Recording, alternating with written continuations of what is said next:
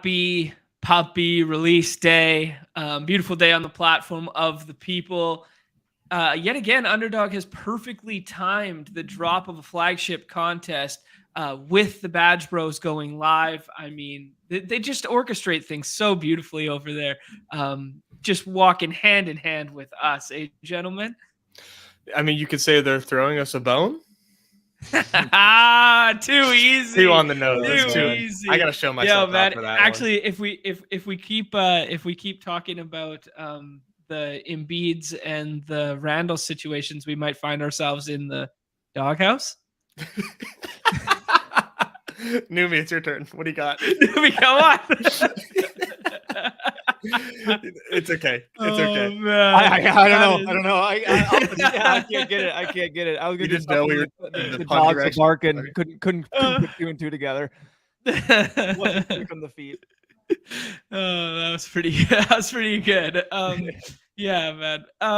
Yeah, fun contest drop today. I mean, I know people love the $5 price point. I know people love to have the $5 price point to run in tandem with the BBM, and you can get like a little weird and experimental in one, try some things out, and then be like, okay, now I'm going to go back to my BBM bullet.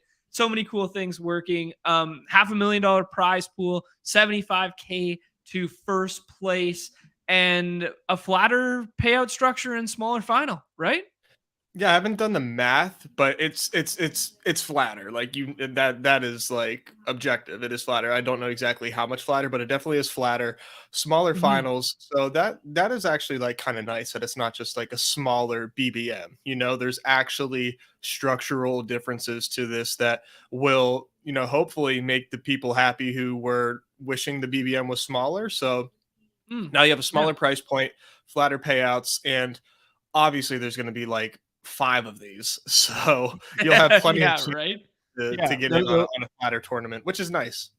Yeah, there'll be 5 of these. There'll be a super flex one. There'll be Hayden hinted at a new contest that he's excited for. So yeah, there's gonna be so many versions of these puppies. Like, so honestly, like I think because of the way they release them and how much they do. But like, how many did they get to last year? Was it 4? It was 4, and the fourth one slightly overlaid just by like a couple thousand. Yeah, and I think that was because didn't they make one of the puppies like $1 million prize pool? Or am I crazy? Yeah.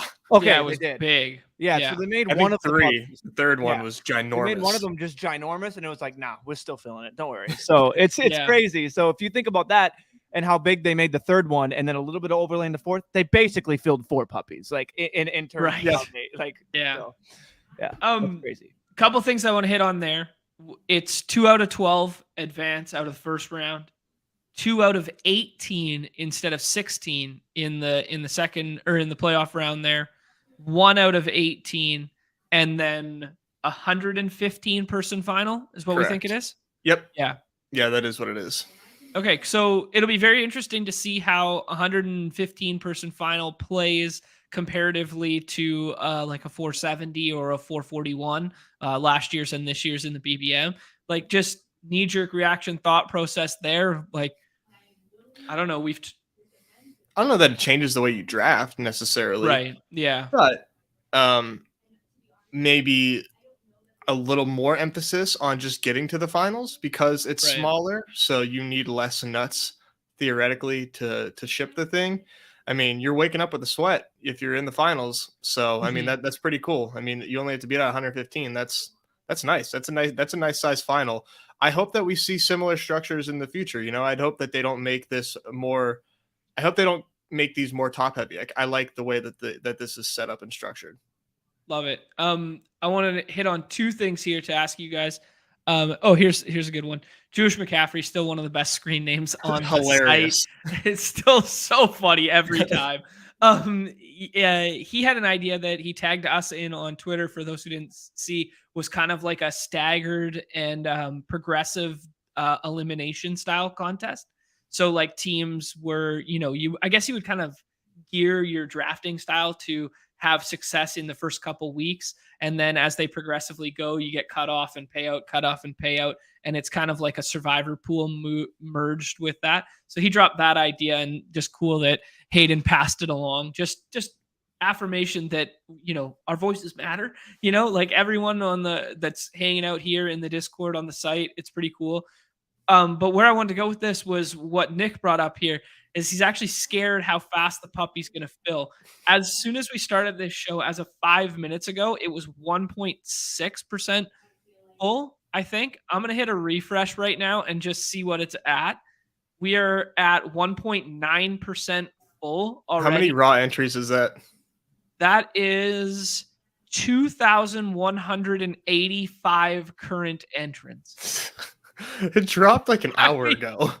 It dropped an hour ago. It's incredible, man. Like, people love football. Frothy. Yeah. Which leads me to my question. If there's, 115K or 116K, whatever the total was there, entrants, and we're filling at this frequency, how long until Puppy 1 is filled, gentlemen? Numi, what do you think? How long? First, can you hear me? Yeah. Good? Okay, because I'm getting the Wi-Fi bars of death crazy right now, and I don't know what's going on. No, you're live. All right, you're live. You're live, baby. Live and good. So you said how long till it fills, basically? That was the question? Yeah. I'd say 2.5 weeks, honestly, and I think maybe 2.5 weeks. I think way less. Way less. I was gonna go with 2 to start, and then I thought that was maybe like too short.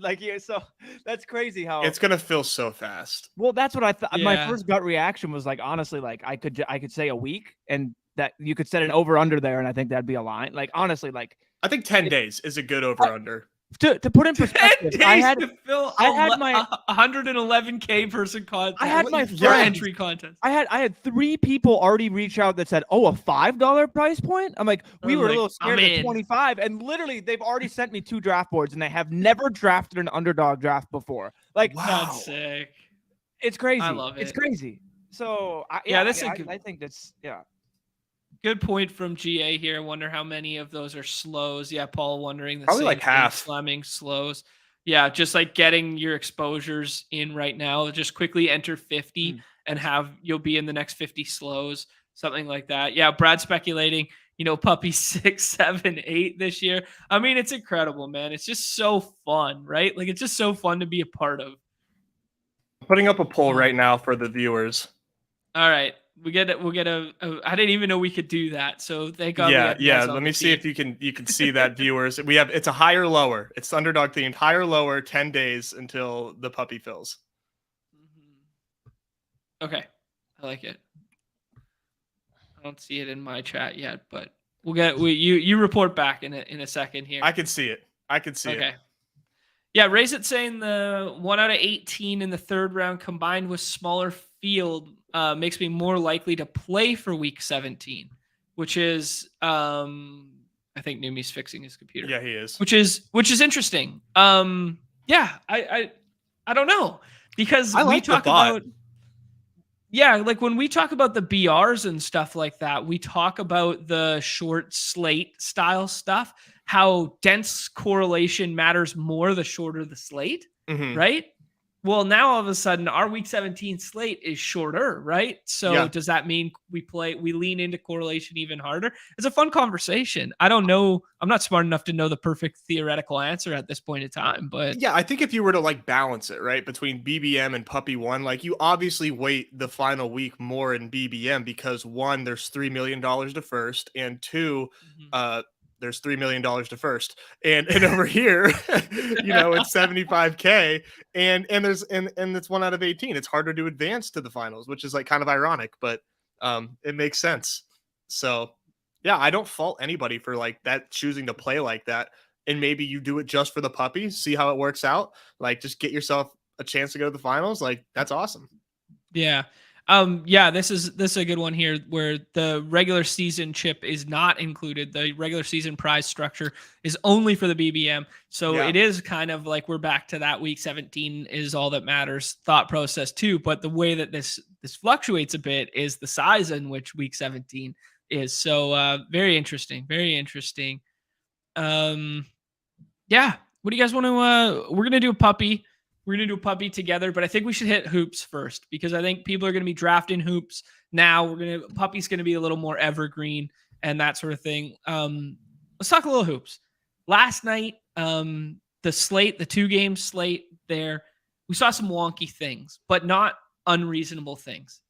We saw 2 teams steal games on the road in game 1, right?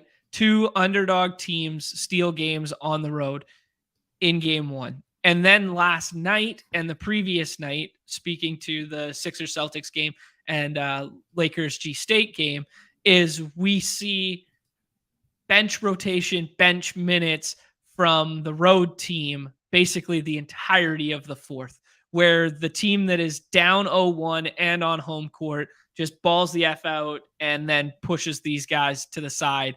And the superstars, basically LeBron did not play the last 16-ish minutes of that game, that sort of thing. I don't know.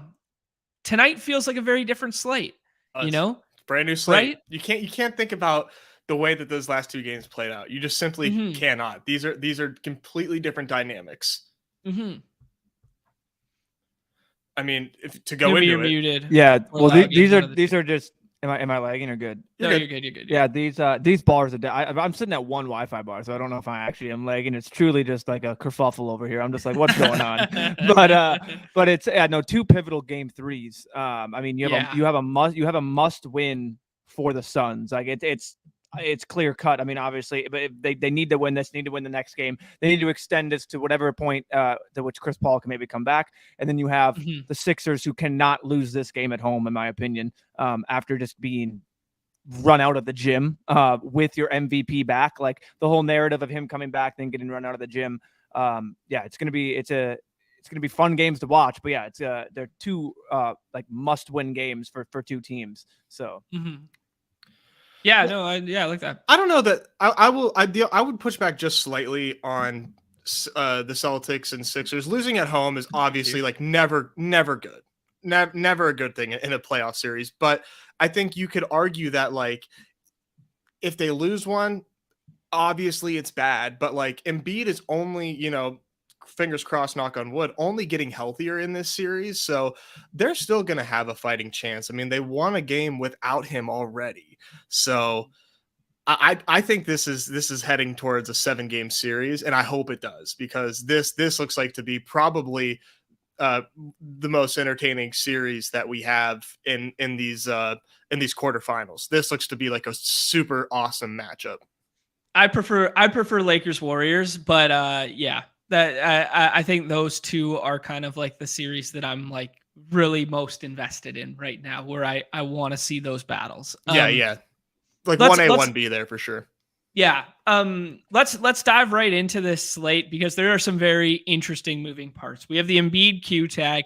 Embiid is going as high as pick number 2. He is falling as far as pick number 7, just in certain drafts. There is, if I were just to pinpoint what is going to win tonight, it is going to be from the 4 slot, because I think the sixth round is it's a bunch of wild cards. It's a bunch of darts. I think it's deeper than it was 2 nights ago, but I do think that 4 slot is just so powerful in either getting a fall of KD, Booker, or Tatum to pair with Embiid, or to take 2 of those if Embiid goes first. And you get kind of like that 2 superstar build. Because if you're building from the 1 slot right now, you effectively just get Joker, then you get Jamal, then you get Aiden every single time. And that is going to be the chalkiest build of tonight, unless you flip the board and start taking Embiid 1, start taking whomever else 1. But I don't know. That's just kind of where my mind goes. Okay. He's going to restart his computer. Do you want to take a look at ADP? Sure. And that's what I was going to do. Cool. I got confused by him doing the thing. Yeah. No, he's going to restart his computer. He'll be back. We need him for the hoops talk. Obviously with the 4-person contest, we don't have ADP, so that always makes for like a fun, interesting wrinkle. And one of the wrinkles that we have here is campaign. And the book on campaign is that he is likely to be starting at point guard, or at least see way more minutes than usual because of Chris Paul's injury. Now, last night, campaign had a projection down with the Meltons and the Okogis and the likes. And now he is given this projection of the 30s. And to be honest, I don't think we know exactly where the projections come from. We can guess that these projections are outside of Underdog's control. Yep. However, if Underdog sees campaign being drafted over and over and over, and they see it as something that the casual user is missing because of projections, why wouldn't they treat projections as a manual ADP and just boost him up? So that way people know, hey, campaign is playing and it's on. And yeah, it's a frothy projection, and maybe it's them, maybe it's not. But I think I wouldn't draft him above Al Horford. I would draft him above probably Derek White based on his performance. But anyways, just interesting because there are going to be people that have Jokic and campaign, with Payne being their 6th round pick, whereas to pair Jokic and campaign now, Payne has to be your 4th or 5th if he makes it there in these drafts. So that's interesting. So you kind of have to choose if you want to fade him or not.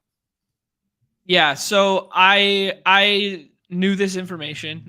I did not draft last night. I had started drafting this morning. I think I've done like 30 something like that. I have 1 campaign. It's the way of the road, right? It's taking a stance that I don't necessarily believe in, but like it's taking a stance because I'm forced to kind of take a stance right now, knowing that 6th round campaign exists like that. That being said, like, let's just talk about campaign in general. We could see a very, very interesting setup from the closing lineup of the Suns in a close ball game where they go double wings.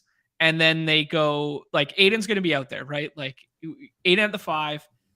They go Okogie and probably, I don't know. I want to say Lee, just because, like, he's the guy who can fill it up and shoot it, and it's pretty fun. But it's probably going to be Torrey Craig in a closing lineup. And, like, for, like, defensive reasons. And then you go Booker as the ball handling 1. AD's out there, obviously, and then campaign's not part of the closing lineup. And that's where he has to do enough as a distributor in kind of like the first quarter and in starting minutes to then get it. Because I don't know. Because I find a very, very hard path to campaign meeting 4th round value. That's my thought process, right? I agree. It feels awful in the 4th. It feels like it shouldn't be there. And unless you get into a sharp room, and I say that as like some people that like, don't follow these projections like Bible, that's where you're going to have to take them. So I think as of now, like he just became a fade. Before he started off as like the value. Now he is the fade, and it just makes sense. That's the game. I think you have to game theory this for sure. But now the 6th round just got way uglier, and you named a couple names like Damian Lee and Okogie. It's the 6th round is ugly. Where I'm kind of looking in the 6th is maybe like a DeAnthony Melton bounce back, where he just has a better game, and people are writing him off, just trying to find that type of leverage. But the 6th round is where this tournament will be won for sure. Yeah, I tend to agree with that. And that's why I kind of go back to my original statement that the 4 hole is undoubtedly my favorite to draft, because first pick of the litter, the first pick of the litter in the 6th round, and you get kind of like 2 superstars as like the front end of your draft board. Yeah, but obviously we cannot handpick our draft slot for the given day, that sort of thing. Another random 6th rounder I want to pick your guys' brain on, or Numi. Is there any 6th rounder you kind of want to throw out here? We can talk about EP and some decision making.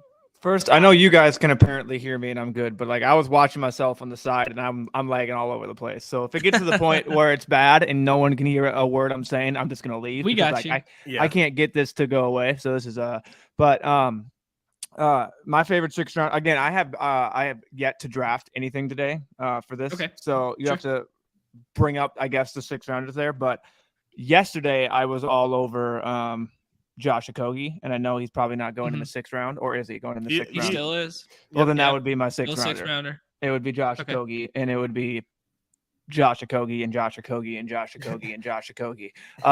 He's the reason, basically, he kind of shut down Jamal Murray. Not the first game, obviously, but he's going to be out there for defensive purposes. So that's one thing. And if he falls into anything, falls into those stock, falls into maybe that 11-point performance with some more stocks, like it's going to be beneficial. And like you said, the 6th round is looking at that. Not great. Like you're picking between a bunch of Phoenix guys, right? If Phoenix role players, is that what we're looking at for the 6th round? Yeah, more or less. Yeah, you could do some weird scroll the F down. You can kind of make a bet on Embiid's health and be like, well, he's not there yet. And we get ahead and take some Paul Reed there. You could take the PJ Tucker narrative is very similar to the Josh Okogie with less ceiling on offense, where it's just like, he's going to start, he's going to be on the floor, his defense is going to be there. If he falls into 4 or 5 stocks, he could be the piece you need. I think he's kind of like a floor play in the 6th round. I mean, Niang and McDaniels are kind of just like, if they happen to see rotational minutes. I wanted to ask your guys' opinion on the wild card here, because the wild card in the 6th round for me is Grant Williams. Yeah, he played a lot. Did you watch the game with the Sixers? I'm surprised that he played as much that he did, because it seems like Celtics fans hate when he's on the court.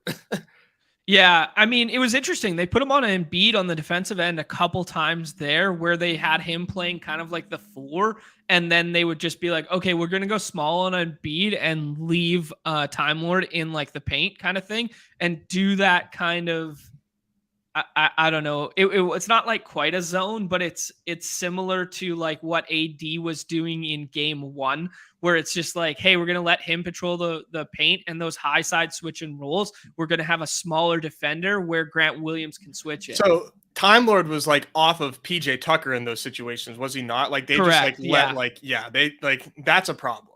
If Tucker wants to shoot it, Tucker can have an open 3 every single time if he wants it. And if he's not hitting corner threes, he's a problem for the Sixers. For the offense. Yeah. Yeah, a big problem. Yeah. I don't know. It's very interesting. I don't know that I think his numbers are inflated because he played 28 minutes. A good portion of that, they were kind of like up 15. And, it was kind of like, hey, we don't really need to go back to the starters right now or go more scoring. And Tatum stayed off the floor. And it was kind of like Grant Williams plus Derek White. I think even Smart was out of the ball game at that point. I could bring up. Yeah, there was no Tatum, no Jaylen Brown, no Al Horford, a little bit of Smart for his basically. Yeah. He played from like the midway through the 3rd to the midway through the 4th. And then the full on scrubs came in for that. But yeah, there was no Harden, Embiid, Maxey, Tobias Harris, PJ Tucker, any of them boys all out of the game when Grant was doing his thing. Yeah, there you go. So the question is he back in the rotation? Could he snake some minutes? Nick bringing up a good point here that Derek White looks very broken. You guys make fun of his forehead too much. He's so insecure out there. Yeah, live. He can't hoop like Trey, or else he'd get a pass. Yeah, that's good. I like that. Oh man, here's a fun one. Bismack in the rotation if Aiden falters kind of deal. Hey, if Aiden gets in foul trouble, it's Biombo night. Yeah. Like that is a nice that's actually I actually like that shot a lot, because I mean for to get first, man, like obviously it's thin, but like nobody's gonna have Biombo. Nobody. Right. Yeah. I mean, like this. We're talking about a 13,000 entry contest, right? Where like we need to find paths to first, and paths to first are either get really like, hey, shout out Rydock, who's chilling right here talking about the Grant stuff, winner from last night. That's a $4,000 smile right there. Damn straight it is. But he took a crazy exploitative. We talked about it a little bit in the Discord there, where he took a crazy exploitative stance last night, or I guess it was drafting 2 nights ago, where it was just power fade Embiid, assume 6th round Embiid is out there, ape into the other game. He was aped into AD instead of LeBron, which is just, that's a stance, right? And then he made the right decision by going, hey, it was Clay over the field at the rest of the Warriors guys, and got crazy over the field. And like, that's how you wind up at the top, right? What did Clay put up? 30-something fantasy points? Yeah. No, 35 like real points. But how many? Well, that's what points? I mean. That's 30-something fantasy points for Clay. Yeah, because I thought it was Draymond was the highest scorer. He was. It was Draymond.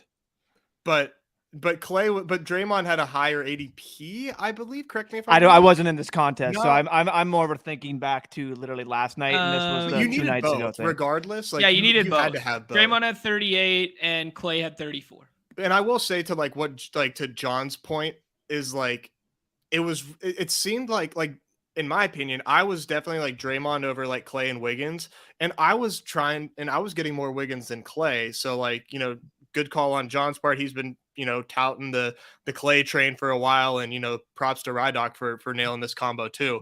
I mean Clay, playoff Clay, man, different beast. He wants this bad.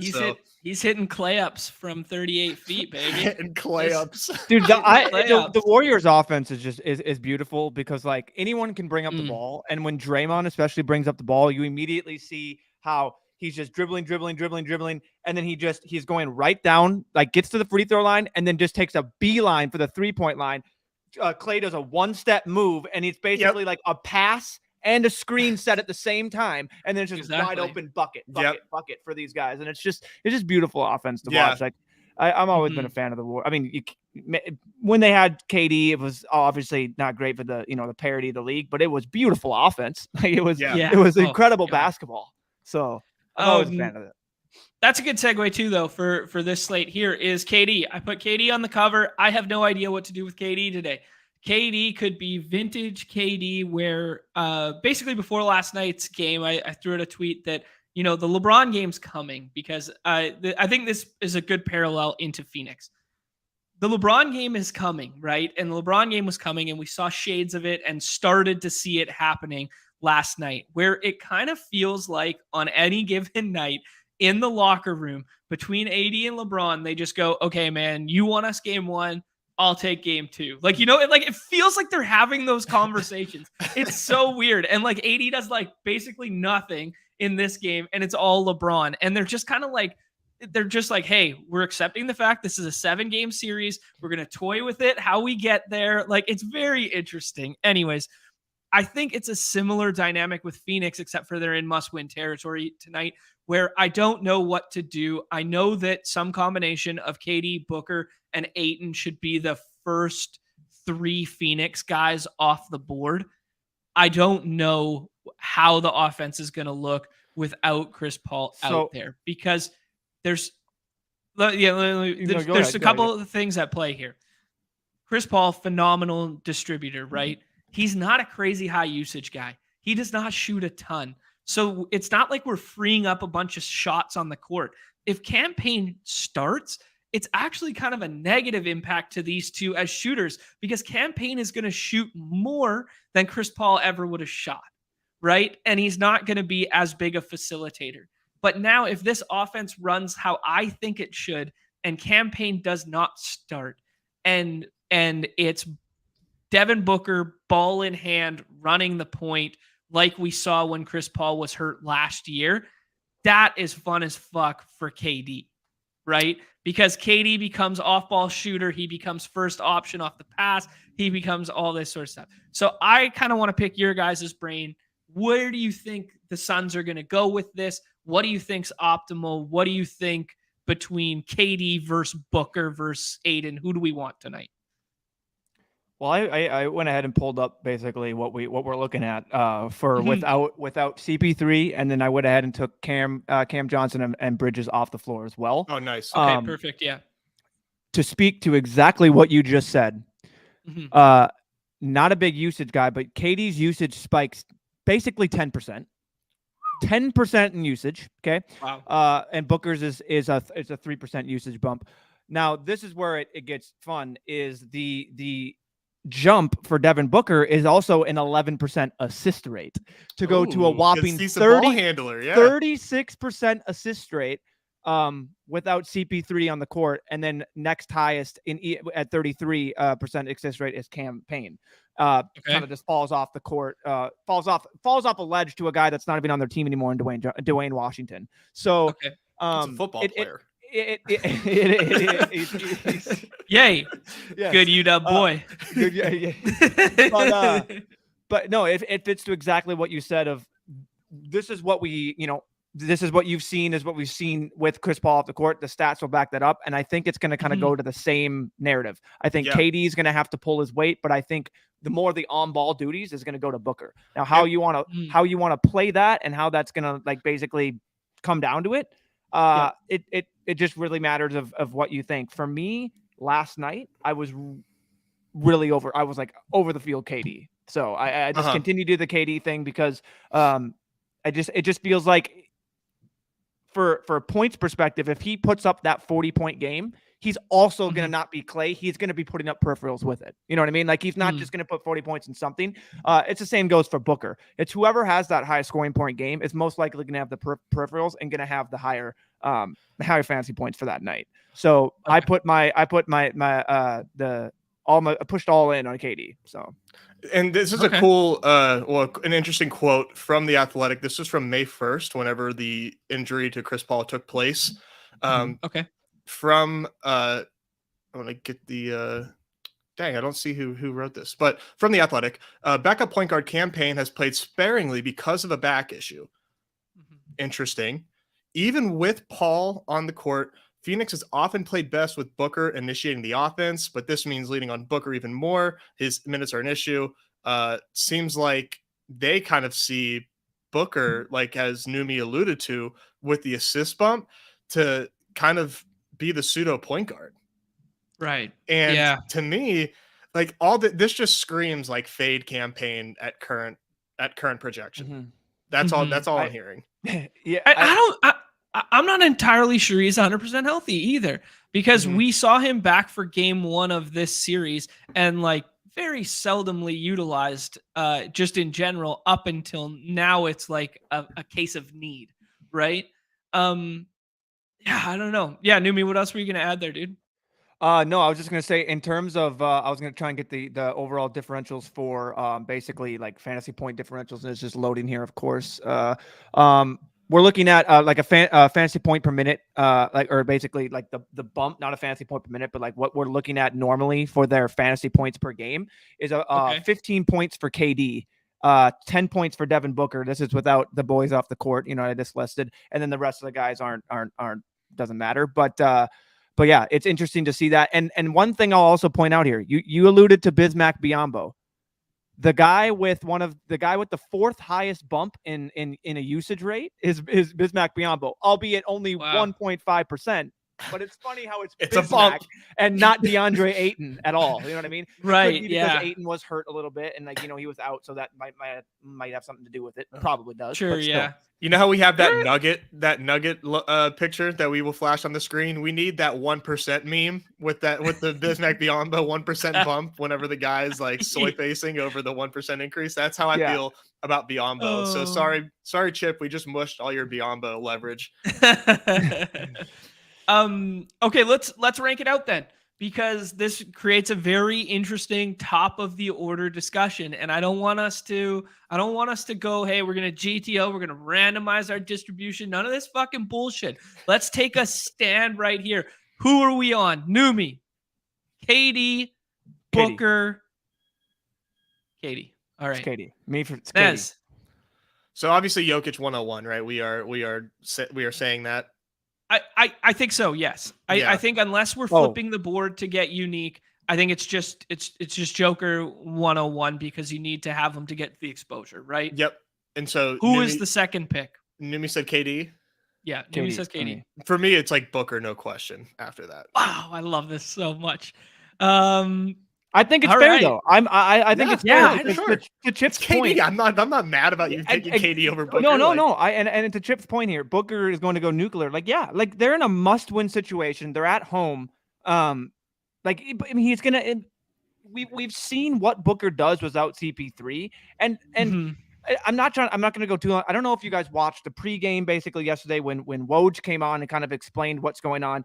He talked about potentially there is a new CBA coming in, which is going to affect these teams. This summer is going to be the wildest summer in terms of trades because teams are going to have to get below an apron, and if they're not, they're going to start losing not only like tax, they're going to lose draft picks and all this. Okay. I have a feeling the Suns have been trying to have a feeling out process of what their roster feels like in the middle of the season when CP3 was out and what Booker does at point. And they're like, wow, this, like point Booker could kind of be a thing. Like, you know what I mean? Like James Harden was not a point guard. Yeah. James Harden was not a point guard. Like, and he just morphed into that and can still be an elite scorer. Like you have the ball in your hands more as the best player on the court. Like I granted you have KD now. So I just have a feeling going all with that. They know, they feel comfortable. Like, yes, they want CP3 out there, but they've also seen this work with like point Booker. And yeah, they're just going to unleash him. And I just have a feeling. Yeah. They're both going to have a game. And yeah, I could definitely see Devin Booker just going scorched earth on him. Like he has a feeling that he has a little bit more of a stamp on this team than KD, if that makes sense. So that does make it seem like he could just be like, all right, I'm going, like, it's me going scorched earth. But like, then again, you do have the best scorer on the planet. So like in KD, which is crazy because you're Devin Booker. So it's a great dynamic for a basketball game tonight. For us to build a fantasy team around this is just so fun, because I really hope they come out and we get the starting lineup, and I hope Campaign's on the bench. Like, I really hope that's what this looks like. Yeah. And I hope he's not the first guy off the bench either. I hope it's Dame Lee, first guy off the bench, just getting wet as hell from the corner. And it's all Booker going to the basket. He hasn't scored in like 2 games, has he? No, he hasn't been shooting. He has not been shooting. Yeah. He's not been playing, but he's not been shooting. Yeah. I love how, I will say though, of all of the people in this, Damian Lee has got an emoji in the Discord. So does he really? Yeah. I didn't know that. Yeah, I use it all the time. Whenever there's a random post that I don't know what to put an emoji to, I just put Damian Lee. Chip can attest. He sees it more often than not, because then he'll end up double tapping it for me and getting a little. What is the Damian Lee emoji called? Somebody tell me. Well, I thought it just type in Lee. Just type in Damien. Oh, all right. Yeah, there is. It's just emote Damien. What the fuck? Yeah. No idea. So I'm just saying, of all the guys there, it's Damien Lee. He's the Deposit Kingdom's choice. I love it. Okay, next big question. What are we doing with Embiid? If we agree that the Phoenix guys are next, and then you could flip-flop these guys, is Embiid then next, or are you guys taking the Jays over him, or are you hedging with Harden? What are you guys doing? Tatum scored 7 points. Tatum's not going to do that again. I think Tatum over Embiid. So I think Tatum's going to come out there and be like, hey guys, like, cool, we won and I scored 7. Now cool. Like that, like it's Cam Newton. That's cool. Watch this. We're going to win again while I'm watching film. Yeah. So, and that's actually a good point. The contributing factor to both Tatum only playing 20 minutes and Grant Williams playing all those minutes and him only having 7 points is because he had 3 fouls. Then the bench put the game low key, like out of reach. And then he just never even had to come back in. Right. So I think that's just something to add there. So you agree there, Nez, Tatum?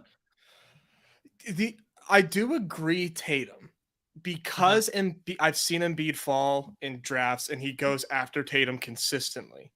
However, if you ask me in a vacuum, I'm going to take I'm going to take Joel Embiid at home. Sorry, I said James Harden. I'm going to take Joel Embiid at home. That's fair. Like, these are the hardest 1v1 things that we're going with, like KD or Booker. Oh, gee. So I love Jason Tatum off that performance or Joel Embiid off that performance at home. It's like, it's like, these are legit, like, toss-ups for me. And if you're making me choose, that's my choice. Well, just for the crowd at home, it's close. It's very close. Oh, I mean, we're talking fractions of fantasy points in projections, right? But these are the decisions we have to make, because right now is an opportunity where if you just took Embiid at 3 all day today, you could get over the field on the MVP, which is something you could never, ever, ever do, right?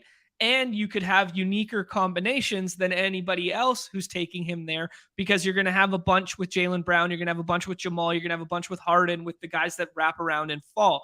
Anyone else who is taking him in this, like, only when he falls, like, mindset is just always going to have him paired with Tatum at the end, right? So you're creating yourself another unique path. So having these micro conversations, and like, you can hedge it and you can be like, hey, I'm going to do 25 drafts like this. I'm going to do 20 like this. I'm going to do whatever. Right. But like my team last night that came fourth, I was not that high on LeBron comparatively. That was a second overall pick of LeBron. Who else was doing that?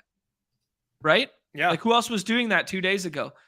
The only reason I created a path of being able to put Draymond and Clay on the same team as LeBron was doing that, right? Thinking through, dare I say it, combinatorial ownerships with the front end of these drafts. So I don't think it's crazy to just be like, yo, Embiid's my 102 today. I'm getting 80% Embiid. Now, I think he looks hurt. I think he's playing poorly. I think if he didn't have those 5 outlier stocks last game, we're looking at him very differently right now. Because those 5 stocks just propelled his score. He did not shoot well. He did not get to the paint well. He was shooting one leg fadeaways from the elbow. Like this is not Embiid right now. No, it was so. I have my take is he won MVP.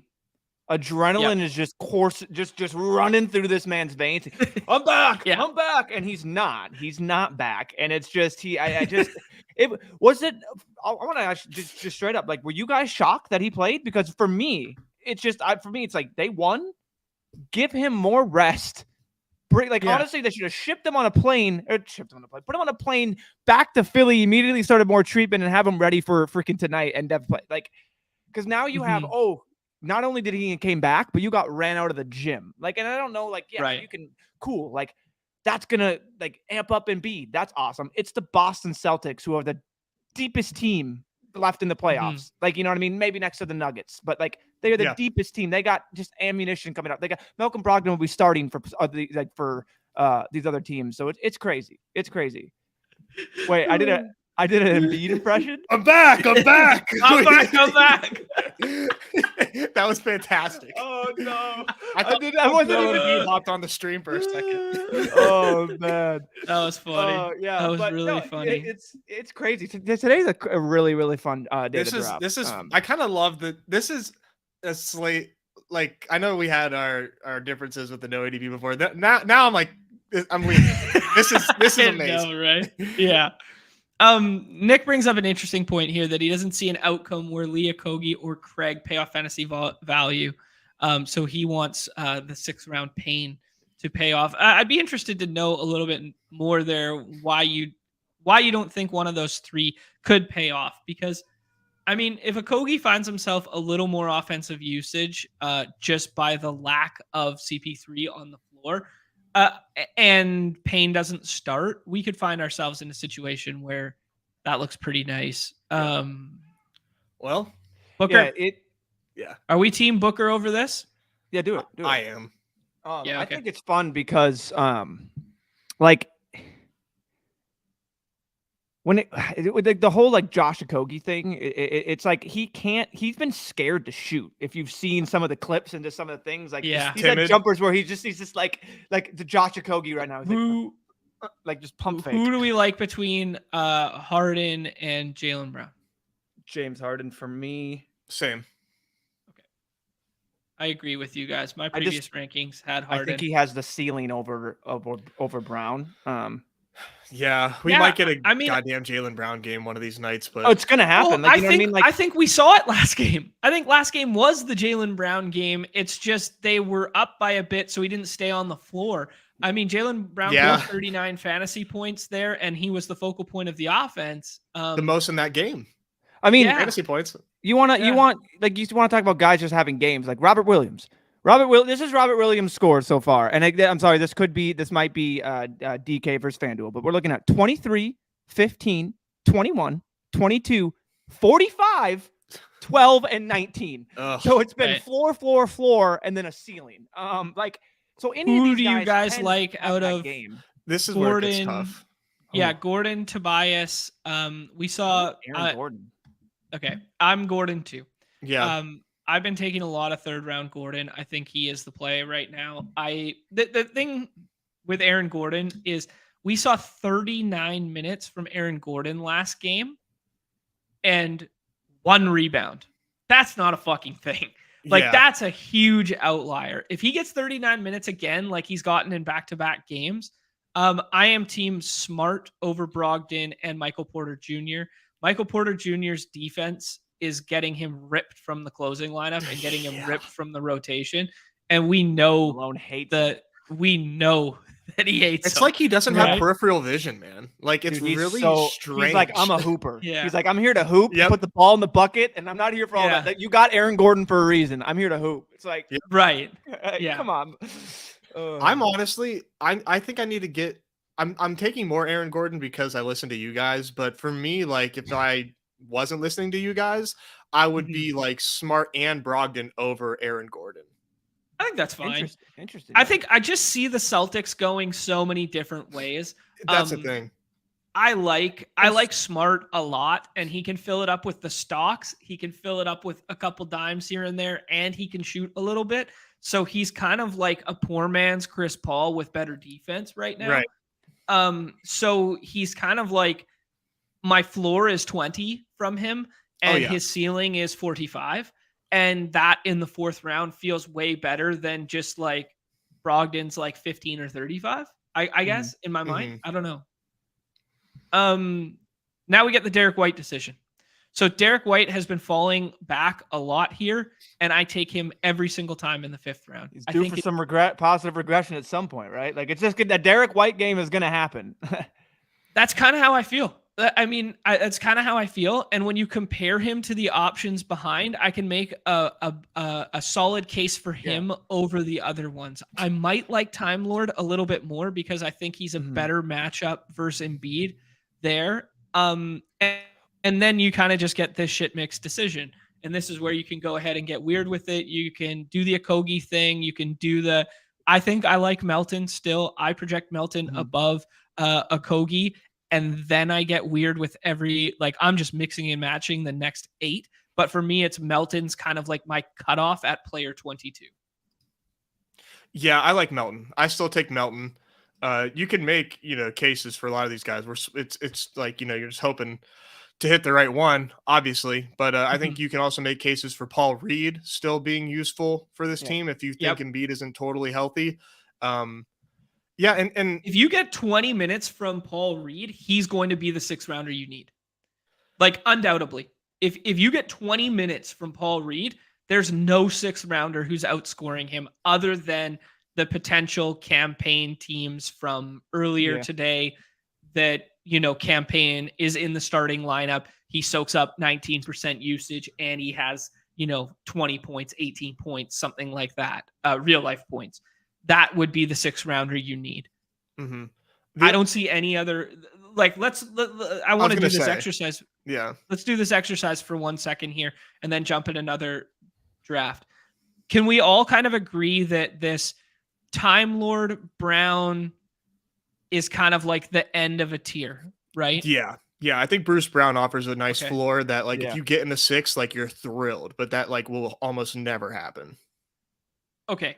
So then out of this next grouping, the KCP and Melton and Okogie, are they a tier of their own? Like, those 3 we feel like safest about, and then we move on to dart throws? Or are they part of the dart throw tier?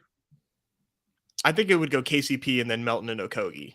I think Melton and Okogie are a tier, and then KCP is like, hey, like, you guys are garbage, but like, I'm like the top tier garbage. I'm the best of the best garbage, yeah. So you like this one. Numi, you were the Okogie guy. Do you like Okogie over Melton? I like Okogie more, yeah.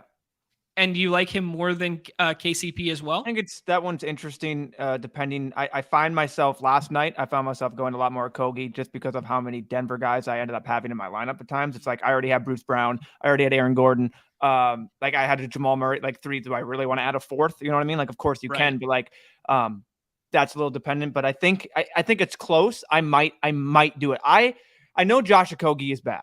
We've seen what Josh Okogie has done earlier in this season when he has. Now, granted, there was no Kevin Durant, or for a little bit of those times. You know what I mean? There was no. So it was the makeup of the team was totally different.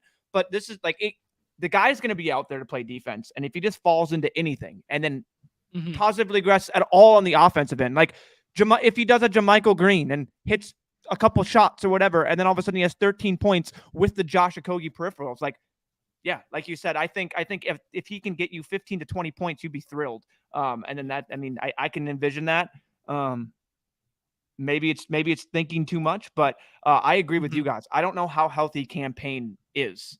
And there were some interesting quotes that Chip is alluding to in the chat right now that I kind of want to find the exact quote before I butcher it, but some quotes about like, hey, can we get Terrence Ross into this rotation? Can we get like Landry, right? Yep. Landry into this lineup as well. These guys are going completely undrafted and could find their way into 16, 18 minutes they very well in a crazy outlying scenario, right? The very interesting thing about that is I think the Suns are the least likely team on this slate tonight to have garbage time. They are must win no matter what. If they're down 15 with 4 minutes left, KD and Booker are still on the floor IMO. You know? Like they are like, you know, if they're going to down, be on the it's going to be 20 18, points. They're like down 3 20. minutes. Yeah. I think they're still on the floor because it's like, man, the only way we can save our season is by you guys filling it up. I'm not bringing out Terrence Ross to go shoot 23% from 3 right now. Right. So yeah, they like a Kogi, man. They like a Kogi. I just pulled up another Athletic article where they're talking about how a Kogi was like a defensive difference maker. In the Clippers series, like Torrey Craig got like faked out of his shoes. Immediately a Kogi gets summoned up from the bench, comes in and makes impact plays. Like they are going to give a Kogi a lot of minutes. I think his projection is wrong. It's wrong. It should be higher. And that to me is like one of the best values right now. Just like seeing this, like the more I look at this, the more I think that like it's Kogi. You want the bull case on Josh Okogie? Look no further than JaMychal Green last night. Yeah. You want the bull case on Okogie? That's it. He draws into the starting lineup out of nowhere with the Looney situation. He drops 15 points. Granted, all those 15 points came in the third quarter when he's the guy that we're still safe keeping on the floor for defensive reasons and whatever. That is the bull case narrative for Josh Okogie, is he stops being afraid to shoot and he just goes out there and scores, right? I'm saying, man, I think and he has like the stock potential as well to hit his floor when you are up against the likes of Paul Reed and PJ Tucker.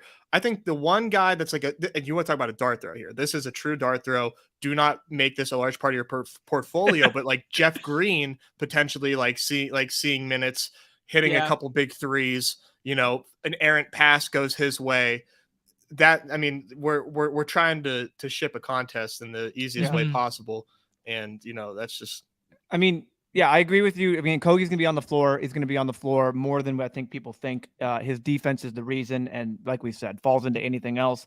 I think it is interesting. I do agree. Rydock brings up a good point. I think he says, I think it's too easy to caught up in takes on a slate like this. So many players just the same. I'll push back and say, I like to get exploitative in my entries, and I'm fine with making the take that, hey, of these crap here, this crap is going to be the one you need, rather than littering my exposure in crap. I'm just going to be like, no, I'm going to take one steaming pile stand in this crap right here, and hope that for this one game, all of a sudden he gets up and he has the KCP 41 minutes, falls into all these points, you know what I mean? Like type thing. I mean, look at KCP's box score for me there. Could you just click that? Yeah.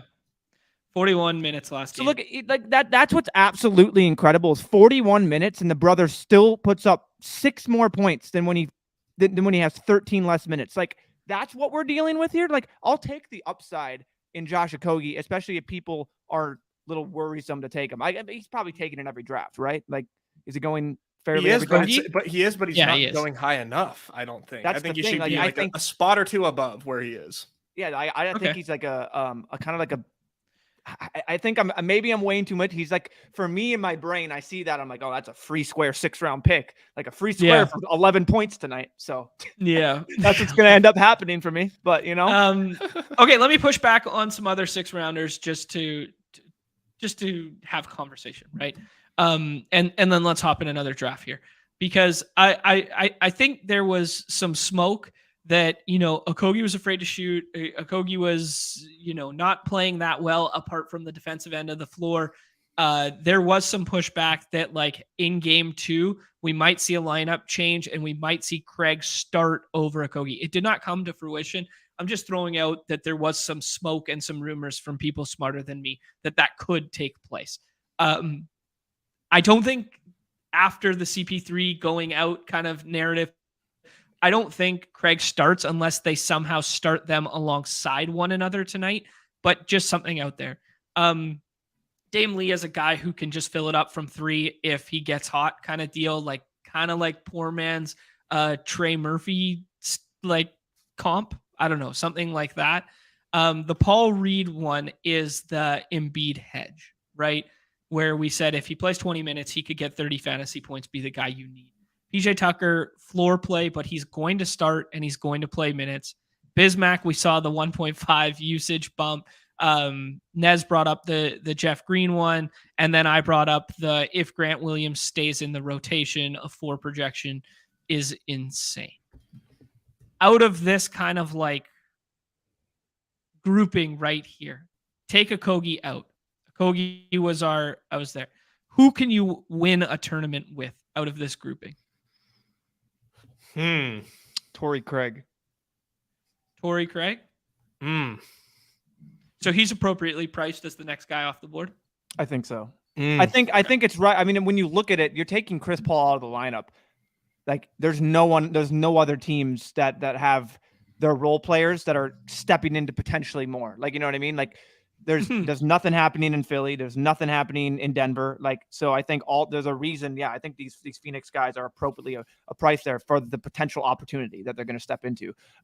Now, could that opportunity just be all Devin Booker and KD, and then these guys just get scraps? Of course, that's probably very likely and more likely that these dudes are just going to be, 35%. 34 or 30, well, 35% usage guys on the court tonight, and the rest are just, feeding for whatever's left with Ayton, but I think it's appropriately a price. Yeah. This is really tough, man. This is really tough. I think Grant Williams. Yeah. I mean, Grant Williams is a guy who can go. He's hidden. Yeah. He's hidden. As a guy who can go from 0% drafted to all of a sudden putting up 25 points. The relative value that you'll gain from Grant is extreme. I will say, right. The thesis and the play behind it is sound. It's just a matter of what are you going to get from Grant? You know what I mean? Are you going to, and if this game is competitive, does Grant do what he did? I think that's the question marks with the Grant Williams play. But if he's in there and he's getting those minutes and he puts up a score that he did last time, the relative value that you're going to get from Grant Williams at a 6-rounder, and albeit a 6-rounder that's barely drafting at all, that's crazy. That's in a large draft like this, what you say, and with this many entrants, it's viable for sure. I do want to ask here then is rank the Celtics, because the Celtics feel like yesterday's slightly discounted Warriors, where yesterday it was Steph goes in the first, Tatum is the equivalent of Steph on this slate. And then the next tier was just a shit mix of take a stand on Clay, Wiggins, Looney, and Green. It feels similar tonight in take a stand on Smart, Brogdon, White, Horford, Rob Williams, right? It feels like we're there. Do you think you would want to be allocating your exposures, potentially getting over? So the question is rank them, or what's the question? Yeah, I don't know. It's that feels like the same, proposition as last night, where I was I had a definitive stance that I liked Clay. That was I liked Clay. Of this grouping, I think I like Smart. Oh yeah. I like Smart too. Yeah, it's interesting. We're taking KD here because KD was our 102. Yeah. All right. Yeah, these are so much fun. And the Heat is the Heat check 4 or is it 3-person drafts? Yo, sorry. I was just they're 3-person drafts. Cool. The heat check and whatever. I haven't done one yet. Just no worries. To say. I was just wondering. Yeah, so there's that Embiid Tatum at the corner there, and then we get the KD decision here if we want. I rarely see people push Jamal up to do kind of like a mini game stack or something like that. Might be an interesting way, but Jamal also falls the other way. So if you take KD at 2, you get a lot of Jamal. I think we just take Harden again because we all kind of agreed that Harden was a tier break. I think what did he shoot last game? It was like 2 for, or was it maybe it's too much? But the one thing I wanted to bring up with Derek White, just real quick, and I think it's right about him, is he's been losing a little bit of minutes, especially from the games. But we just go back one series. Brother put up 2 back-to-back 45-point games, albeit the Hawks. Totally different matchup with much tougher guards out there when you have Melton. But I mean, I don't obviously Murray wasn't guarding him, but like he just did it. We just go back one series, Derek White. So it's just the recency bias of what we've seen, just to say, oh, he can't do it, he sucks. Like he just did it a series ago. So that's one thing I'll be sitting on. That is interesting. It's just like the recency bias in these is crazy, and then it's crazy how the recency bias hasn't caught up to Grant Williams. It's everyone just goes, no, that was a fluke. We saw it was in garbage time. We saw what happened. Like that's not going to happen again. Well, what if it does? And then next slate, now people catch up to it, and all of a sudden now he's the 6th round pick. You know what I mean? So it's so interesting, the dynamic of these drafts, and just because of a performance, you know what I mean? Like, White's done 14, 12, and 19. You see those 3 scores immediately on the box score, down. Can't do it. Can't put up another performance again. So well, it stinks because we're not getting the discount that you would hope because of that. Yeah, this is where I think the draft really starts, making this decision. Yes. Camping in the 4th feels like awful. Michael Porter Jr. feels bad because of the recent performance, and then you kind of make the Smart versus Brogdon. We took Smart last time. Let's take Brogdon this time. Yeah, Smart, Brogdon, and White kind of offer a little bit of in my mind, a little bit of a hedge on not taking, if you're taking Harden over and over and skipping on Brown. Then you're also, there's a reason if Brown's having that bad game, there's most likely one of these ancillary guys along with Tatum is picking up the slack. So that kind of like plays into the, lineups telling a story, which is pretty fun. When you're manually drafting, you have to be telling a story. Otherwise, it's just clicking buttons over and over again with these.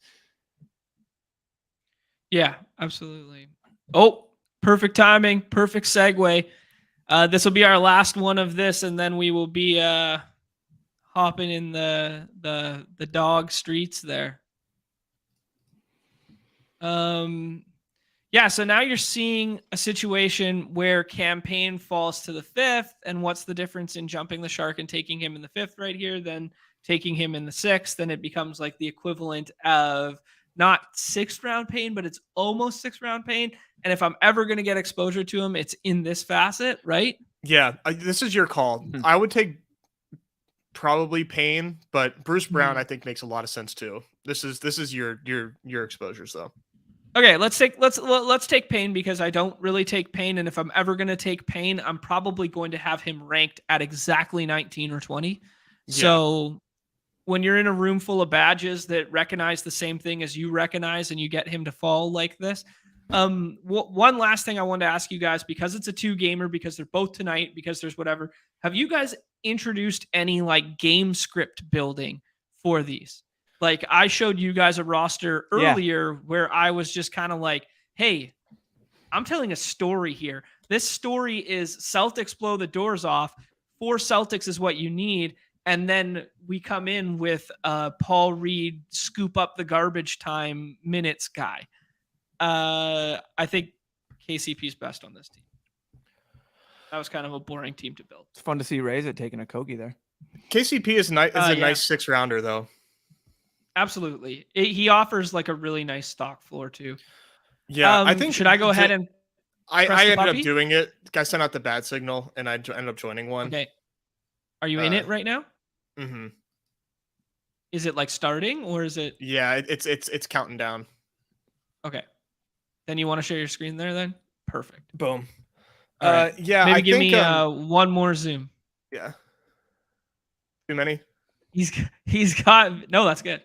He's got Bijan at the 101, ladies and gentlemen.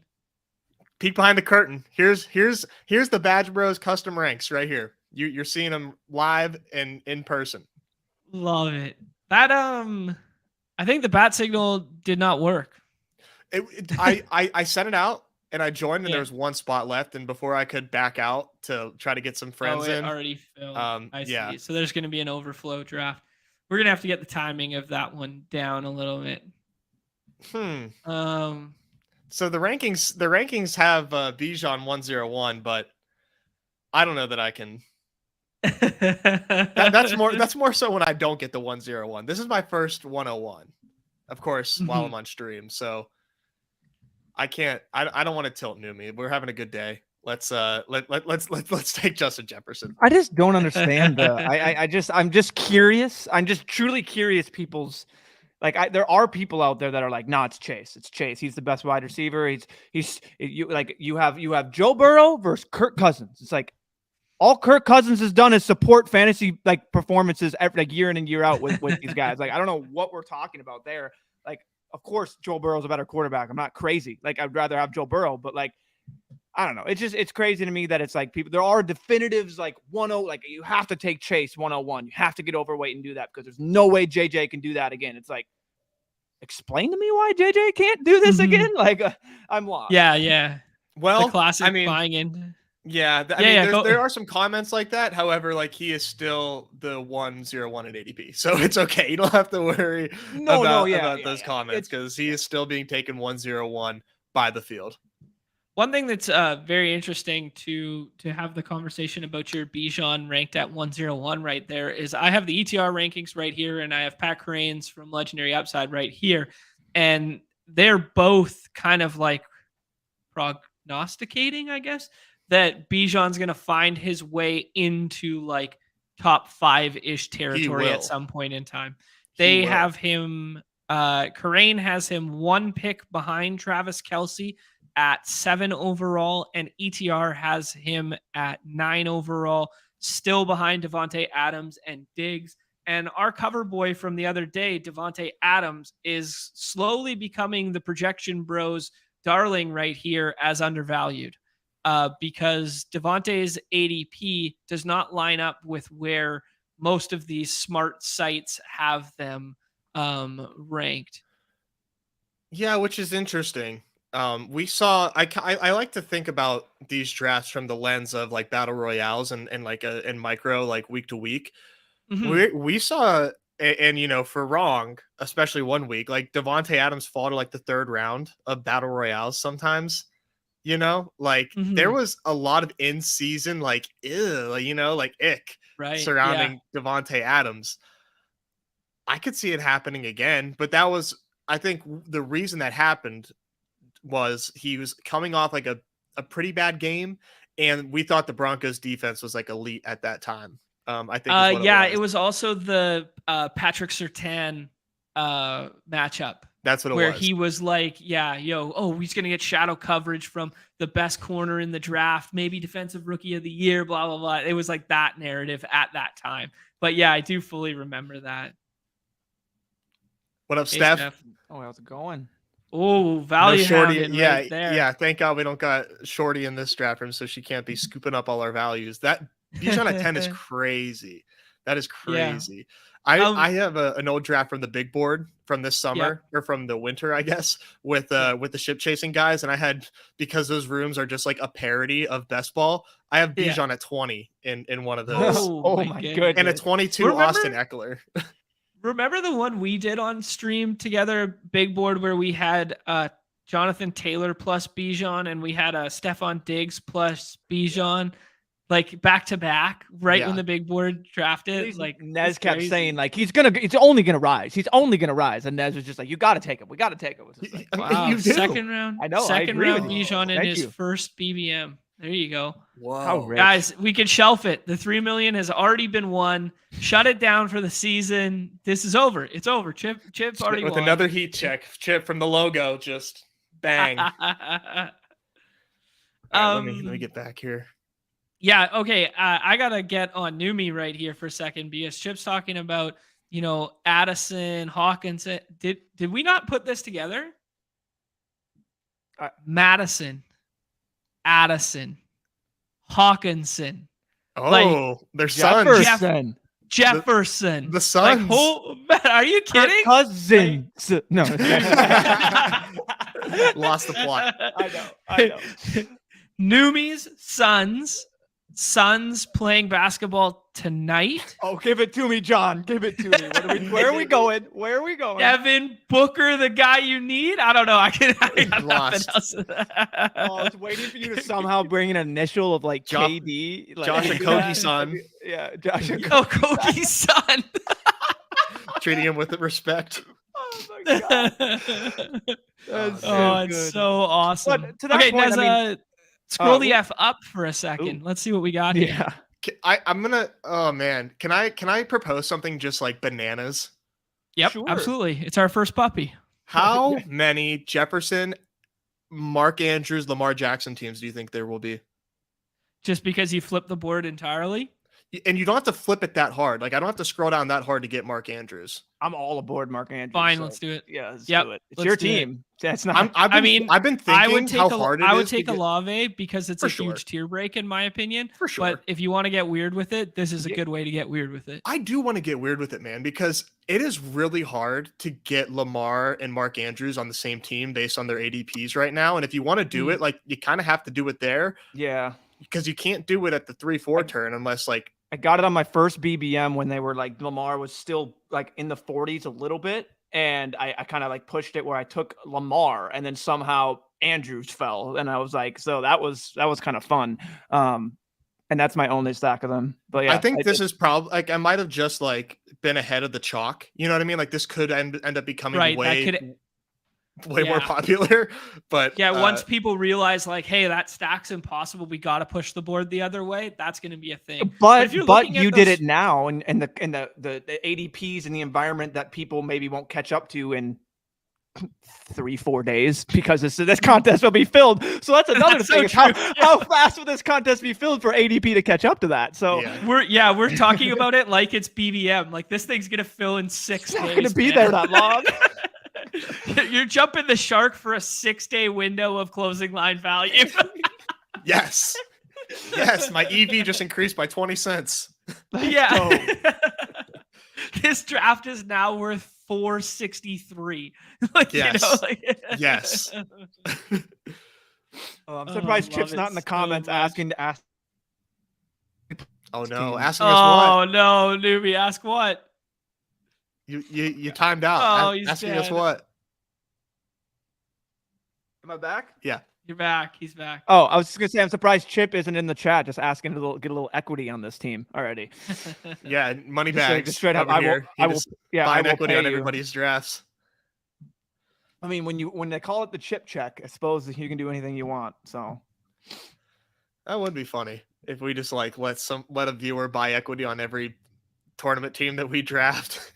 Well, I talked about this as a super sick business model for a third-party entity where you could post your drafts and then you could have EV calcs and then you could buy percentages of people's drafting. But it does really blur the lines of like what's ethical and now does that lead to collusion and that sort of thing. Because if you look at a site like Stake for poker, for instance, and guys sell like X amount of markup for a tournament or this sort of thing, they're selling it prior to knowing like results. But then it happens a lot where like a dude makes like the money and like 2 guys make the money and then they chop like X% of equity, right? Like whenever we went and played live 10Ks because they were so expensive, it was like I chopped so much equity. I basically only had like 6K of myself most of the time I played live 10Ks because I would divvy that percentage up with like 3 or 4 others. And we would just go like, hey, I think this guy's about as good as me. Let's just swap like 5 for 4 or 5 for 5 or whatever, right? And it was just all in an Excel sheet and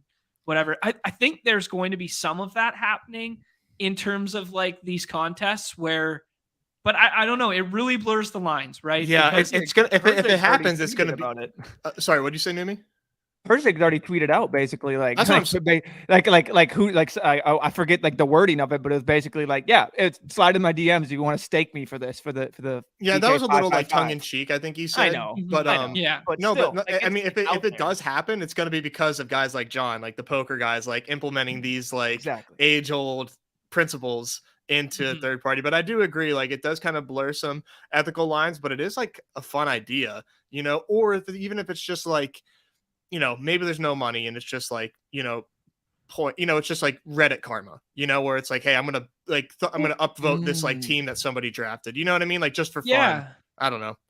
I think about it in terms of like, what's the difference in the three of us drafting on stream and being like, hey, we're all gonna chop our BBMs that we do together on stream, right? I don't know. Is that unethical? No.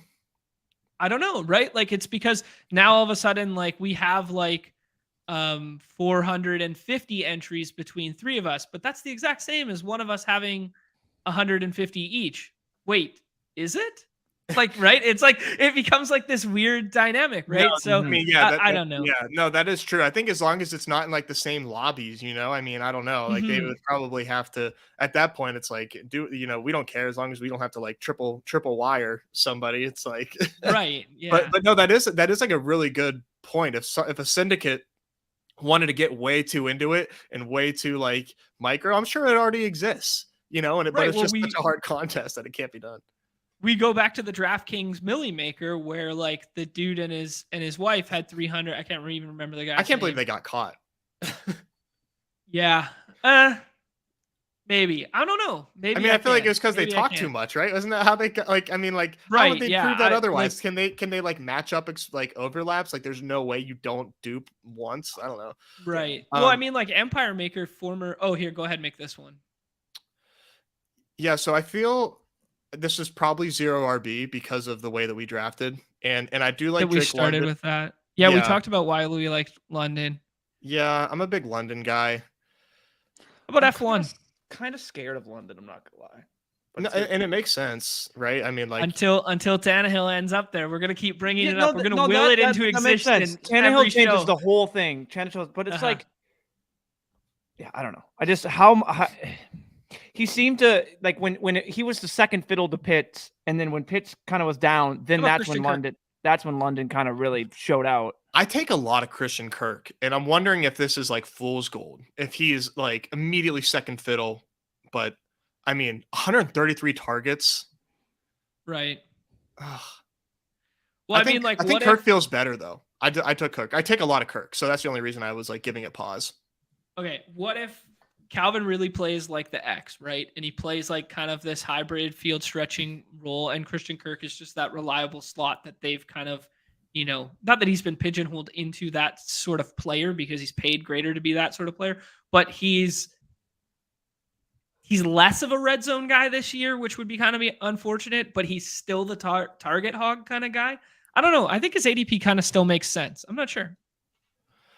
No, I think it does too, man. And you also have to consider the fact that, like, you know, Lawrence is getting better, and the team, it's the second year with Doug Peterson. Like, I really like what they're doing there. Like, I love what they're doing there.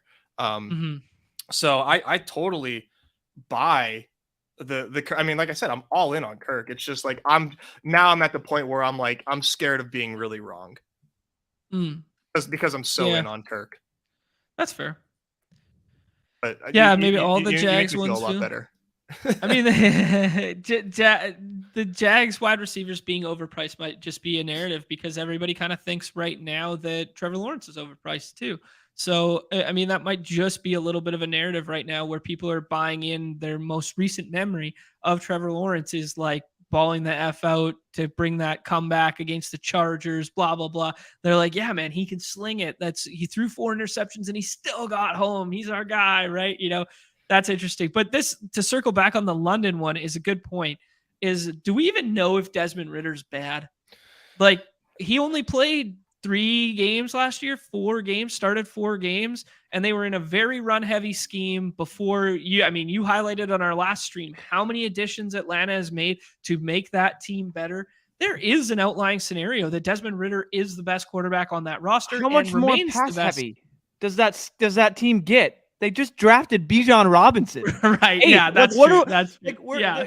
Like how they're still not going to like, throw, but he's going to be out there. Like I get it. Like of course they most likely will pass a little bit more, but maybe but they could just run more. Like if they drafted Bijan at 8 and it's just and their line is good, like they could, but I don't know. That offense just seems like getting a pass catcher on that, it would rather be Pitts because then you're at least getting the tight end eligibility. And like that's just how I view that right now.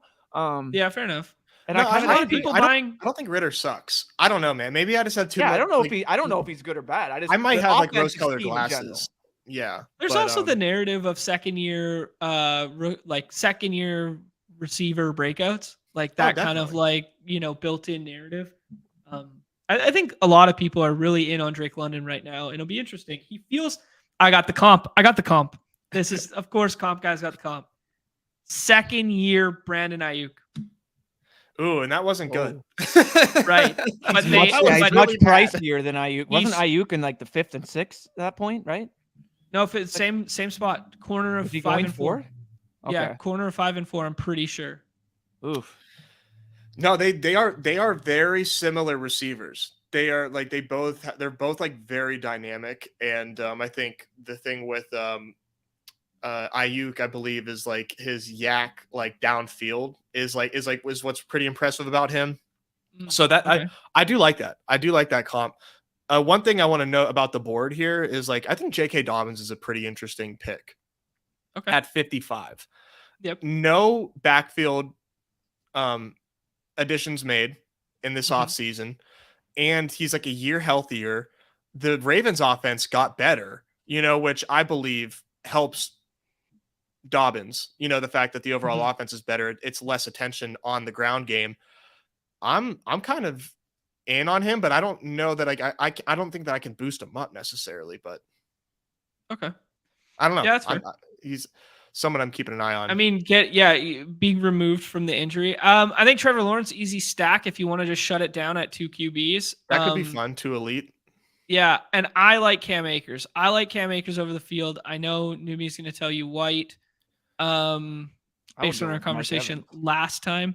And I think there's a big enough, stark enough tier break at wide receiver here that it's just like Mike Evans or bust for me. Yeah, I'm gonna take Cam Akers just because we need points at running back. And when you look at their running back room, it's Akers, this rookie Zach Evans, who Evans has some nice film, and then Kyron Williams, who is like nothing serious. The only downfall. Yeah, I mean he was playing special teams last year. Like if you want like the he wasn't he a rookie and he hurt his foot like literally preseason, hurt his foot, was out, and that's why he came back and was playing special teams. The coaching staff seems to like Kyron Williams, I'll say. And he came back. When he came back there, Numi, they were like hyping him a little bit in like because they had lost Henderson at that point. So then I think the fantasy community started hyping him a bit, like, oh, he's coming back. Akers hasn't done much, blah, blah, blah. And then his very first snap since coming back, he played special teams and got hurt again on a special teams play. And it was like, well, you don't use your starting running back on special teams. So we were probably wrong on that one. But, a year removed and they haven't made any additions outside of Evans. We'll see, right? Yeah. He played like 100% of snaps. Akers did like the last like game or so. So like I think he got healthier, got out of the doghouse, which is like really great to see, right? Because like we were really worried about the coaches' thoughts on Akers, but they clearly did a whole entire 180 on him. So I wonder if we were teasing last year or like wish casting Kareem Hunt to the Rams. I still feel like that's a possibility with the running back room that they have right now, but. Yeah, I know. Regardless, I think Cam Akers is a pretty solid value, despite like me and like everybody else. It's not like a hot take to think that the Rams won't be good this year, but Cam Akers is a starting running back, and we need points at the running back position based on the roster construction that we have right now. Fair enough. Yeah, Chip bringing up an interesting point here. The gap between Jordan Love and Ritter is crazy because we don't really know anything about either. And yeah, I mean, you could make the case that the weapons in which Ritter has are better than, what we're seeing in Green Bay too. That's interesting. This is a spicy one. First rookie running back with I love that. 2K yards. I love that. I like a stance like that, right? Mm-hmm. I'm pumped for Bijan. I can't wait. I think that he's right about or Chip is right about Jordan Love and the Ritter gap. But if Jordan Love had like Heineke brought in, then I think that would maybe like change some things. Like good bringing point. in Heineke says that he's started a lot of games in the last couple of years. That shows that to me, it's either like one, we just want to have a good backup quarterback just in case because we feel really good about the roster, or it's like, hey man, Desmond Ritter might suck and we have a really good roster. Yeah. So and the gap. It's the like gap a hedge, won't be right? The gap won't be crazy when Tannehill's starting quarterback. So and Ritter shouldn't have ever been drafted. So speak it into existence, Newbie. Speak it into existence. That's all we can do. Tannehill is a great 18th round pick. Man, some of these veteran running backs are coming at like a sick value right now. You know, like Aaron Jones could smash that ADP, like just being who he's been, right? Like he doesn't even have to do anything like different. He could smash that one. James Conner, we talked about the hashtag team follow the money. Joe Mixon is going to blow this out of the water if they don't bring anybody else in and they let him come back and play football.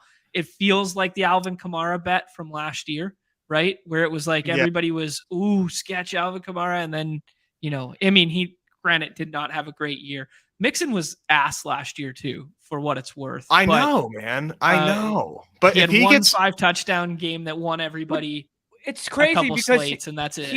He's what we always say. Look at this. But he's put up. Yeah, he's ass, but he still puts up 210 points. And it's just and he has those spike weeks. You know what I mean? He has the weeks in which are just monster spike weeks. So, well, if you do the, everyone hates the exercise. Take those long runs away and then look at his yards per carry. I know, right? Take those spike weeks away. If you take that spike week away where he won everybody the 5 touchdown week, he had 2 rushing touchdowns on the season, right? Like he had 56 fantasy points in the FanDuel scoring or the Underdog scoring on that week. I vividly remember him because he was in my winning roster, obviously. But it was like something like 54, 56 points. So he has 210 on the season. A quarter of them had in one game, right? It's like Ryan Mountcastle's year-to-date total right now, where it all came in one game. Very interesting. I would go ahead, personally here. And I know you want the stack, which is crazy, but I like Evan Ingram if you want to do that. But I also I think Javonte is a fun zero RB build in this. So I prefer Kamara in this one, to be honest. But yeah, this is the looming suspension, but this is healing. Let's go. Let's go Evans and shut it down. All of them. I just have them all. No, if you ask me to rank them, I would rank them like this. But the ADPs go inverse, so it's like I have to make decisions. Yeah. I think Bateman. We saw the way the offense was with Bateman and how it was without Bateman. He was a huge, huge difference maker for them. I'm iffy on rookie wideouts based on the way the class played out. Odell has his question marks. I'm gonna let Bateman time out here and take him. And then, the clock. This is pathetic. Just push the plane. God damn it. What do you do? You're on the clock and you push the plane. I've noticed that it does not auto, in fact. No, it doesn't. You have the push the plane movement needs to be before you get on the clock. Well, all that to say, this is going to be this is no doubt 7 running back minimum team. Yeah, that's kind of a fun little sweet spot for running back right now. This 8-9 range. Can you just go back to the board and bring running back up for a second?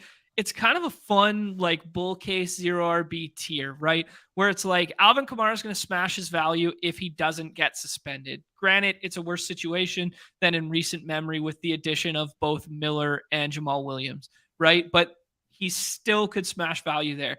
AJ Dillon, he had a really good year last year and has inherent contingent value. So that works on 2 levels. The Seattle one with Charbonnet, it's very interesting. I think that's going to be a 60-40 split. Yeah, you think so? And he becomes the passing down, replaces the DJ Dallas role, replaces that sort of thing. Yeah. Yeah. Take some wear and tear off of Walker because there was some like efficiency issues there, and I think you could probably chalk that up to just like being the only good running back on the team. Okay. Yeah. So let's say that is the case, and that is your outlook with Charbonnet. I personally think I would take the shot on Penny, the shot on Robinson, and maybe A-Chain, as he's affectionately known now. I love all these guys, man. All of them over That's what I Sharps? mean, right? Like it's a fun little tier like that. But I think I would take those guys over Charbonnet because I think we know what we're gonna get from him. I don't know. What do you think? What do you guys think? I mean, they invested a 2nd round pick into this guy. Like that's the same thing that they did with Kenneth. They did that with Rashad Penny as well. Well, they invested like these are both these are both 2nd round picks, like removed from a year draft. You know what I mean? And we haven't seen what Charbonnet has. So clearly they like him and they invested capital into him. So like I don't know. I it's close. I think Sharbs and Penny would be like my top 2 there.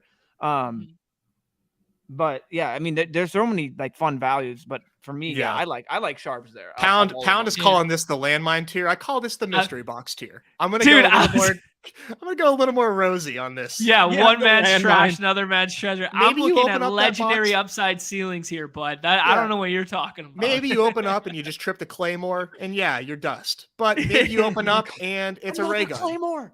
But that's literally the dream for a 0 RB build, right? Yeah. Is the ability for these to be landmines or to be, what'd you call them, ray guns? If you're playing zombies and I got a ray gun. You got the teddy bear. Oh, he's moving on in your life. You're not doing anything fun. Have fun. But like, I like kind of drafting like this. I know it may be suboptimal in the aggregate, but like locking up QB, we're done. Locking up tight end, we're done. We can probably take a lap on wideout, and like now we can just dream about these running backs. Like, do it. You just got to do it right. And this is, like I said, like I won't walk away from this draft without 7 running backs, and I might do 8 depending on who is there. I think that's something that we should probably lean into more, but based on, especially with Justin Jefferson being our alpha wideout. And I love to see the quarterback run in front of us, especially with this guy having 0 quarterback here. We're going to kind of hopefully have our pick of the litter. Yeah, but I feel similar to Steph here, where it's like, it does feel like the 0 RB winner is, hit on 2 out of 3 of these here, right? Yeah. This is crazy right now. Please, come on. Yeah, they went full quarterback run in the middle there. People playing catch up. I'm sweating so hard for Nez's squad right now. It's unbelievable. I'm literally like, oh my god. We're building something special here. Oh, that would have been so much fun for you. Oh, can I ask you guys? We talked about Christian Kirk feeling good. Zay Jones, to me, like I'm terrified of this ADP. I don't like this. Do you disagree? I mean, we just think where he was going last year, which was just a free pick to now. And I love Zay Jones as a player. Like I loved him last year, and now I'll tell you who I want. You know who I want? I want last year's Zay Jones. I want this year's Zay Jones. I don't want Zay Jones. Right. Yeah. Okay. Well, then tell me who is this year's Zay Jones? I'm not sure yet. I'm not. So people are stoked on Kendre Miller. We're on the clock. I much prefer Jamal Williams. Like I think in this your build, team that you override. You pick. I would take Samaje Perine and Jamal Williams and be like, we have no starting running backs at this point in time. Like we have 1 starting running back at this point in time. I'm just gonna take the guys that we think are like hand holding. This is why I'll take Samaje here. But Jamal Williams I don't think he's going to do Detroit things this year. I think Kendre Miller and Kamara are just way, way too much in his way to do what he did. And he's back to being normal Jamal Williams. I'm going to trust the people that are basically, I don't trust you guys. No, but like the people I'm hearing a lot of excitement on Kendre Miller. Yeah. And it's kind of exciting me with the writing on the wall with the Jamal Williams signing and the suspension looming for Kamara. I don't know what the cap situation is like for Kamara, but it sounds like I'm just reading some tea leaves here that we talked about it last year that we thought he was a cut candidate. We were saying that at the end of last year. Like, he didn't look good last year either. Yeah, when he did play, he looks like he's getting the Le'Veon Bell treatment. The Le'Veon Bell treatment, where he was elite for a long time.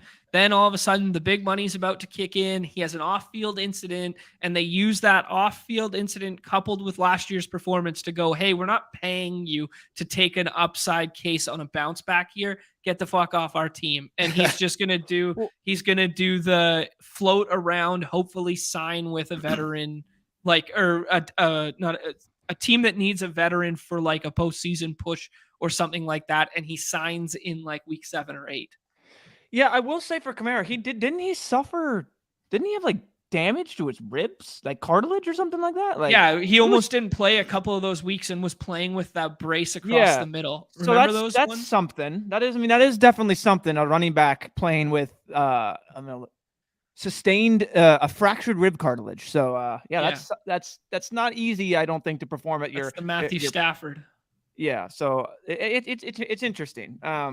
But I mean, yeah, we're always. I mean, the decline's going to come. Like these running backs that we were once paying for in the first round of the 2-3 turn, like Dalvin Cook, Aaron Jones. Alvin Kamara, Joe Mixon. Like they've obviously they're older running backs. They have tread on the tires. The decline is going to come. But I mean, at what point do you snag them in drafts? And that's interesting because, like you said, like Joe Mixon. If they do not sign anyone else and they go in with how they are, they have Chase Brown. He's totally free, ready to go. They don't, the case is dropped. I mean, he's only going to skyrocket. You know what I mean? Like so these guys are only going to go up. Sorry, that was Mixon.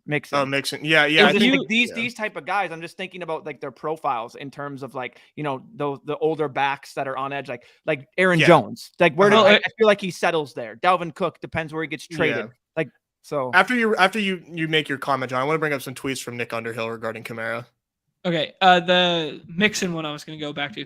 Mixon broke like every projected points model for usage rates last year for running backs.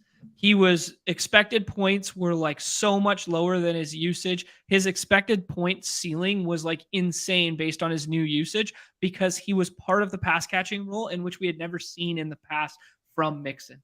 So Andy was bad. When you're bad, you're going to leave expected points on the field. That's true. That's a very fair statement. But his usage metrics were insane comparatively to even what we've seen from Joe Mixon in the past, right? Yeah. So just speaking to your point of a dude who can smash value, well, yeah, take the off-field stuff away or whatever. He vaults, 50 picks, even though he was bad last year. Yeah, Nez, let's hear it, man. Well, we got some picks coming up, but like Nick was saying that first off that Kamara restructured his contract to clear up some cap space, so it looks like they're going to tend to keep him. He cut his cap hit in half with this restructure. He was a $16 million cap hit, is now an $8 million cap hit. He pled guilty on all charges in March. His trial is July 31st, so that will be like when like these things will play out. We're going to fill, as far as BBM goes, like a majority of the contest before we know what is happening with Kamara. That's pretty interesting. Because if he's criminally charged in kind of like any regard, it's like an instant suspension. Oh, definitely. Yeah. This is a tough spot. I hate this spot so much. So he goes ahead and tags up Warren. We might take Warren, man. We might end up taking Warren. I think we need to look at running back here and see what we're left with. McKinnon is kind of shooting up big time, but it's pretty questionable. Any thoughts here, or I'm going to take Jaylen Warren? I like. Okay, yeah, take Warren. It's your team. I would have taken DPJ there and then done the running back stuff after. We're going to take McKinnon instead. What a fake out! We're taking McKinnon instead. I think he's going to rise. Oh, that's hilarious. I think he's going to rise. I'm going to take Warren. The thing about Warren is like he's greatly just a contingency play. I mean, if as of now, yeah, unless they make comments that like, wow, we like Warren a lot, we need to get him the ball more. And they made those comments last year, though. What's that? They made those comments last year at one point. They did. And I could see them doing that. I will say. Yeah. I mean, like, before the season came on, like, nobody knew the Pittsburgh running back 2. Nobody really cared about it. Mm-hmm. And all I saw from beat reporters was Jaylen Warren. Jaylen Warren looks good. He looks good. He's playing well. Then he goes on the field and he actually does it. He looks better than Najee Harris when he's on the field. He's pass blocking like extraordinarily well, doing everything right. We saw Najee Harris get hurt and maybe never played healthy the entire season. With the league going into the, I think that they are going to give Warren more touches than like people expect. And it gives him, he's not going to be like a play for us in battle royales, to put it into that perspective, not even in goal line stands, but contingency plus, like on a team where our running back 3 is Samaje Perine and our running back 2 is Kendre Miller. If he comes back, like I'm smashing him. Yeah, I'm all aboard Jaylen Warren. I think is right there the contingency play. If anything happens to Najee, if Najee is just inefficient and they just decide to work in this guy for a change of pace or anything. Yeah, just like a spark plug, Yeah, I mean, I enjoy him. The team seems to like him. Like I think that's one thing I've been trying to do more is just at least I seem to think the team likes him as you they do. Told me. So it's like reading in, like following the tea leaves and figuring out, does the team actually like this guy? Like they paid him, they invested him in like this. Like they're what are they saying about him and stuff? So yeah, I'm all aboard. He pled not guilty, by the way. Kamara. Yeah, and I will say with McKinnon, I think he's going to rise more. And one of the other reasons I like McKinnon is like when you look at the Chiefs as an offense. Yeah, McKinnon ran really hot on touchdowns, but as far as like a pass catcher goes, like they lost Mecole Hardman, who was like hardly there. They're getting back Justin Ross, who was like a 6th round wideout. We don't know if he's actually good. They brought in Rashee Rice, who like, he was in a muddling tier of wideouts, so it's like, is he actually good? Like they just like, they didn't add anybody like extremely like game changing to their pass catching core is how I feel about it. Yeah. And like if you're going to lose one wide receiver in that offense that directly did similar things out of the backfield that McKinnon did at the end when we were like, we were doing all those showdown slates in the playoffs there, it was like Mecole Hardman being out mattered for Jerick McKinnon. And now he's not on the roster, right? Yeah. Because of all the fun stuff they did with like those slot motions and like all those little like basically the equivalent of those little tight end chip and screens that they run for Kelsey. They were running with McKinnon as little flank routes because they couldn't put Mecole Hardman in motion because he was not there. And then if you look at the 2 touchdowns they scored in the Super Bowl, Hardman on one side running that same in-out flat route, and then Sky Moore on the other side running that in-out and then flat. And they scored the exact same thing on mirrored plays. Well, guess what? One of those guys isn't there now, and maybe Jerick McKinnon becomes, some utilization out of the backfield as like, put the foot down, move him to the side motion, whatever, football bullshit, right? And the play with McKinnon had always been slow play him, where they don't seem to put him in early in these weeks, where he becomes more valuable and his role starts to increase because they're like, this guy cannot handle the full load at all. We know he can't handle the full load with his frame and size. So when is he most valuable in getting that run? When it's most valuable for them, also in our playoffs. So that's another reason I also do enjoy McKinnon. Good point. Yeah. So I think this is Jeff Wilson for pick 1, just because like, rotating backfield most likely. We need warm bodies. I think Jimmy, Jeff Wilson could be the back right out of the gate, getting the most carries. Like maybe not at the end, but I still think he's gonna be week 1. Like he's gonna be getting you points potentially. Well, we've talked so much about Mostert last year, where he's a burner. That's what he is. He's 10 yards in a cloud of dust, right? Like that's what he is. That's what get him the ball right, too, 8. Right? Get him the ball 8 times a game. Like who becomes the bruiser in that backfield? Who becomes the short yardage? Now this one's interesting. I think I'm going to go Chase Brown, but Bigsby, like I don't know if that's probably just too much correlation with Jags, but I do that sometimes where I'll just like take the entire offense and just assume that they're just a machine. But I'm going to go Chase Brown. I feel like there's more payoff there. Okay. Yeah, that was King Cap's like whole thought process last year where he was like, yeah, I don't really care that they're negatively correlated in a 1 week isolation. It's like, if I have the offense, I have the offense. If they score 40, I believe his exact quote was like, if they score 45 points, well, I want the running back that is also tethered to those ones. Right. Yep. No, it was really, really well thought out and kind of changes the way we think about correlation and getting like literally like too cute by definition is just psyching yourself out on like, you don't realize that the bet that you're making actually makes sense season long, like he said, to take that running back. Like you're actually like not making the right decision there. So I gotta talk myself into some more running backs on this team, I will say.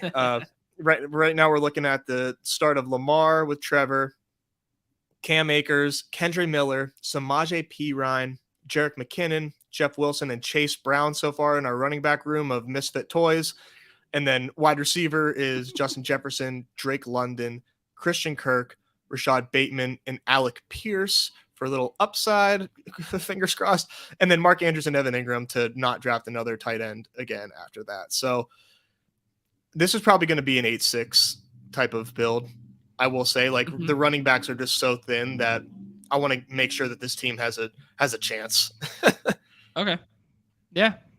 And I just don't think enough people do that either. Like, based on the way that they're like the way that their capital allocation ended up falling in drafts. I think it's okay sometimes to take 8 running backs. Hardly ever, but if there is a case, I think this team makes a case for it.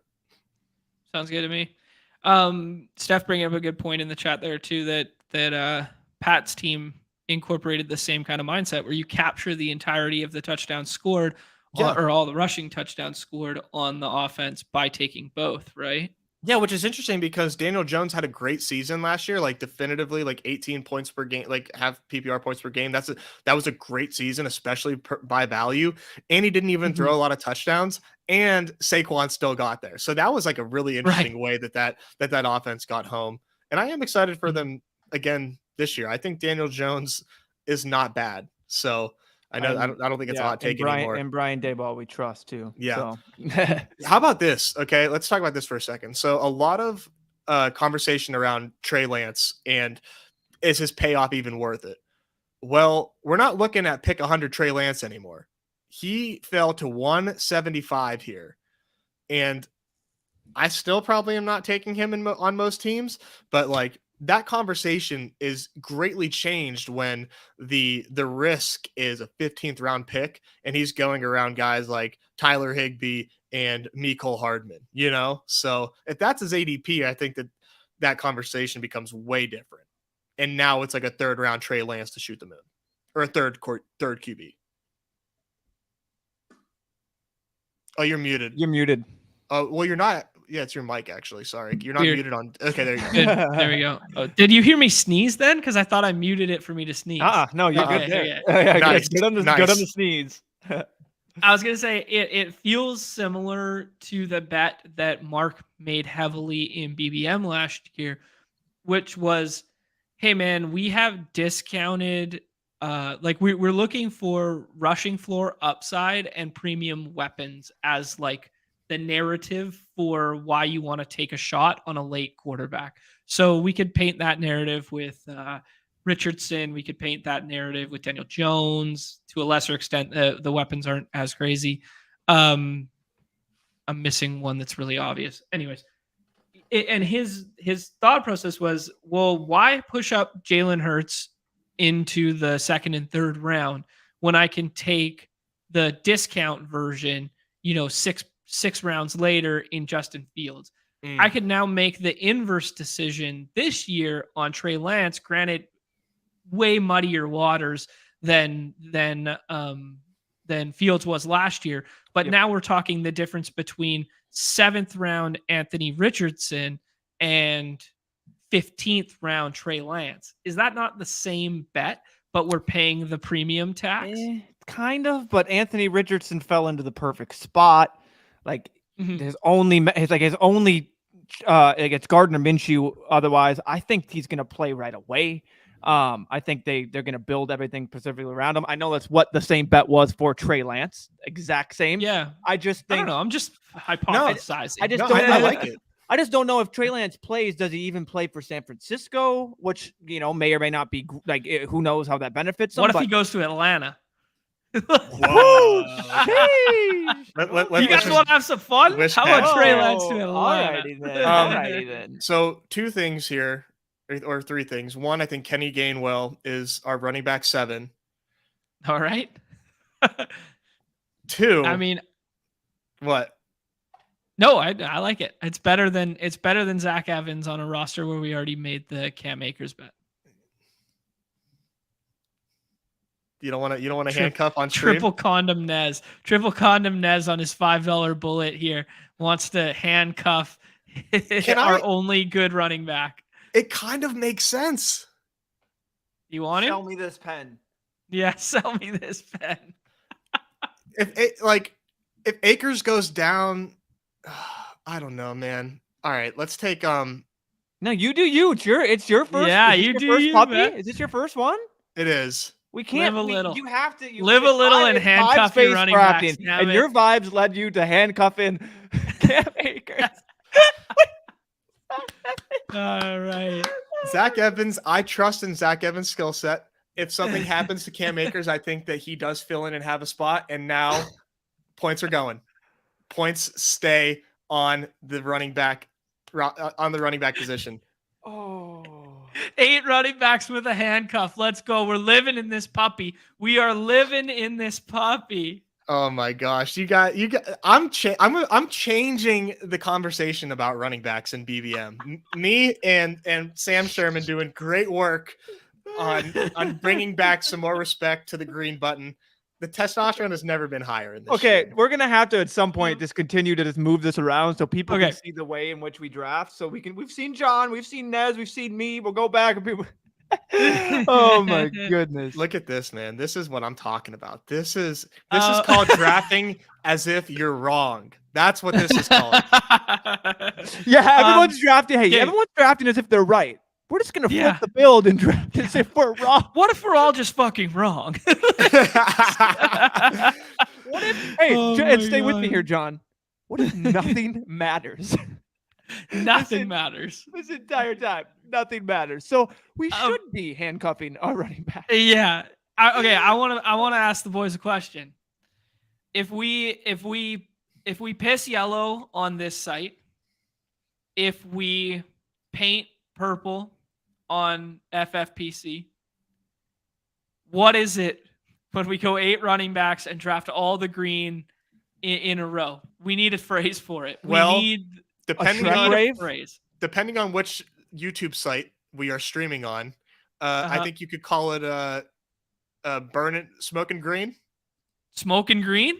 Smoking green feels good. Smoking green feels like on the BadgeBros channel, we can call it that, and then we got to come up with a more friendly slogan. All right, on the others. Here we go. These guys are going spewing green. Spewing green. Gross. No, spewing green is good. Like it's like that's like word cash. Like we're lighting it on fire. I was thinking like there's something wrong with your shit and green bile or something. Like what's going on with your inside? Yeah, like no. Puking green. No, I like the direction you're going with the either lighting money on fire and green, like a combination like that. I like the smoking green narrative because it hits both too. Burning trees, something like that. Burning trees is our green, like our cranky green. Jeez, what did we turn into Snoop Dogg? What is going on with this tree? Yeah, vomit green. What is going on? I'm just trying to. We need a phrase there. Everyone's saying shitting and vomit green. I think spewing. I like spewing. Spewing green? I think spewing green is probably the winner. This is like it implies vomiting without saying the nasty word, So like if you just say spewing. Inhaling green. How about I like the making it rain. The making it rain because we're just the greenbacks. We're sending all the greenbacks, right? Yeah. We're collecting green and we're burning money. And we're burning it. It works on 2 levels there. Nickelodeon green. What are you bringing in? Nickelodeon. Yeah, that's equation? Like the splash zone or what are the slime? We're gonna get canceled. We're gonna get I can't even bring up slime. Sorry. The slime zone, baby. All right. Yeah, Nez drafts Zach Evans. All of a sudden, it's just he gets slimed. It's time. Yeah. Handcuffing. As soon as he clicks slime. As soon as he could. Yeah, it's time to save this team. Baby. It's time to absolutely save this team. This pick here is going to save it? Oh, absolutely. Absolutely. Richie James' season is kind of fun. I think someone put it in the chat earlier. I forgot who. Well, I'm not scrolling all the way back. Someone put it in the chat earlier about Richie James. Like that, we saw a little emergence last year, a little something from him. And now all of a sudden, if he takes over that McCole Hardman role, if Rice is the guy who stumbles a little bit out of the gate as a rookie wide receiver, if Sky Moore does not turn into who we've hoped he'll turn into, just kind of a fun name there. Mm-hmm. Darius Slayton, the forgotten 18th rounder for the 17th year in a row. Dude, Anderson. Love. Did somebody take who? I don't know this guy. Puka. Oh yeah. Okay, I remember Puka. Okay, I remember that name.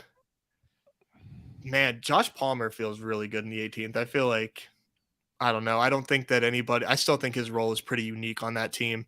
Never Quez, and all right. Here we go. Take your boy Allen Robinson, dude. Live a little. I got too much Allen Robinson. burning a hole in my exposures. All right. Already, who do you like? You have too much Allen Robinson? Cap it off. Who you like? Okay. Marvin Jones is interesting, but I think it's Darius Slayton. Yeah, I mean, because what this team needs with its 9 condoms already is a 10th condom. That is exactly what this team needs. Darius Slayton, how does he represent a condom? He unlocks this. Wait, did you just take Marvin Jones? No, it just freezes. Here, I'll get my computer drafts. Freezes now. I was like, you didn't actually just do that, did you? That one that was very interesting there that I wanted to look at was the Robbie Anderson official name change as chosen is incorporated. If we are going to play the Will Fuller name change 10 times dynamic, how about a little chosen Anderson? Should he be chosen though? He is. He's getting there. I do like Tank Dell and I do like Cedric Tillman in the chat. I think. And there's been a lot of conversation about Darius Slayton, and I think they were talking about on Ship Chasing, where they are like comprised of 90% slot receivers. Darius Slayton represents the only one that's like the deep threat and is not the slot receiver. Yes, and in his rookie season, he showed a lot of that. And last year, he showed a little bit of that as well. The thesis on this entire team is that we have Justin Jefferson absolutely carrying us, Drake London taking that second leap. We get the stacking with Christian Kirk and Bateman, and then these are just 2 boom guys for us. And then we are just throwing Green at the wall for the running back position. I got to name this, and we have to keep track of this. I think I have to do that on mobile. You guys are going to want to keep track of this team. If there was ever a team that needed 8 running backs, all those dart throws at the end, you would at least think that their wide receivers were good. Put some respect on Justin Jefferson. He's going to carry the entire load. Not you. He's going to give you the dirty zero burger when you need it most. This is the Justin Jefferson carries the entirety of the team through. Like, this is, if Justin Jefferson doesn't do like 101 things, this team is dead before we start. Hey, what happened to draft as if you're right? 1, 2, 3, 4, 5. I don't know. 6. Halfway through, we changed it to draft as draft if you're like wrong. We're wrong. And draft 8 running backs. Forget this. I'm done. Oh my goodness! Oh, that was a fun. That was a fun. You guys are welcome. You're welcome for the fun. Oh man, yeah, that was a great draft. Fun show, guys. Appreciate everyone hanging out. I did not ask once today, but we still have 50 of us in here hanging out. Appreciate you all being here. Hit that like, the subscribe, the notification bell if you have not already done so. Please and thank you. It'll keep us around for a hot minute and maybe put us in favorable position with the company in which we love to play on. You know, maybe that works in our favor one day. Anyways, if you missed the beginning of the show, we did all the hoops stuff. Go back and check that. That's going to be relevant all the way up until lock. And then our very first puppy, which we did unspeakable things. We vomited Green. We smoked Green. We green my mom trees. force-fed me my broccoli in that draft too. Eating our vegetables. Eating our vegetables. Let's go. I love it. Man. Eating our vegetables is the new one. Crushing broccoli. All right. Love it. Man. Yeah. Little Popeye. Like you were a time traveler. I like That's that. right. Yeah, Marvin Jones will never die. I love it. Oh man. Yeah, anyways, appreciate everyone being here. Best of luck in the NBA streets tonight. Go fill up that puppy. That puppy is not going to last. Beautiful structure for it. Very cool wrinkle for the new finals stuff. Beautiful flatter payout structure. All the things that the people have been asking for have come to fruition with that very first puppy. So go ahead and start filling that up. We go over under 9.5 days until that thing is entirely filled. Might fill before the schedule is even released. Any parting words, gentlemen? No, best of luck to everybody, and see you in these NBA streets. Love it. Best of luck to everyone tonight, whether you were playing NBA, MLB, or simply drafting puppies, having a couple cold ones hanging out on a Friday night. Where did we just took a turn down to Tennessee. Okay. Tennessee. All righty then. Yeah. All righty then. Derrick Henry, undervalued. All right, everybody. All right, we're off the rails here. Everybody enjoy your weekends. We will be back hanging out on Monday. Usual badge time, usual badge channel. On behalf of Numi, Nez, myself, we are the Badge Bros. Everybody's favorite time of the show, the MP.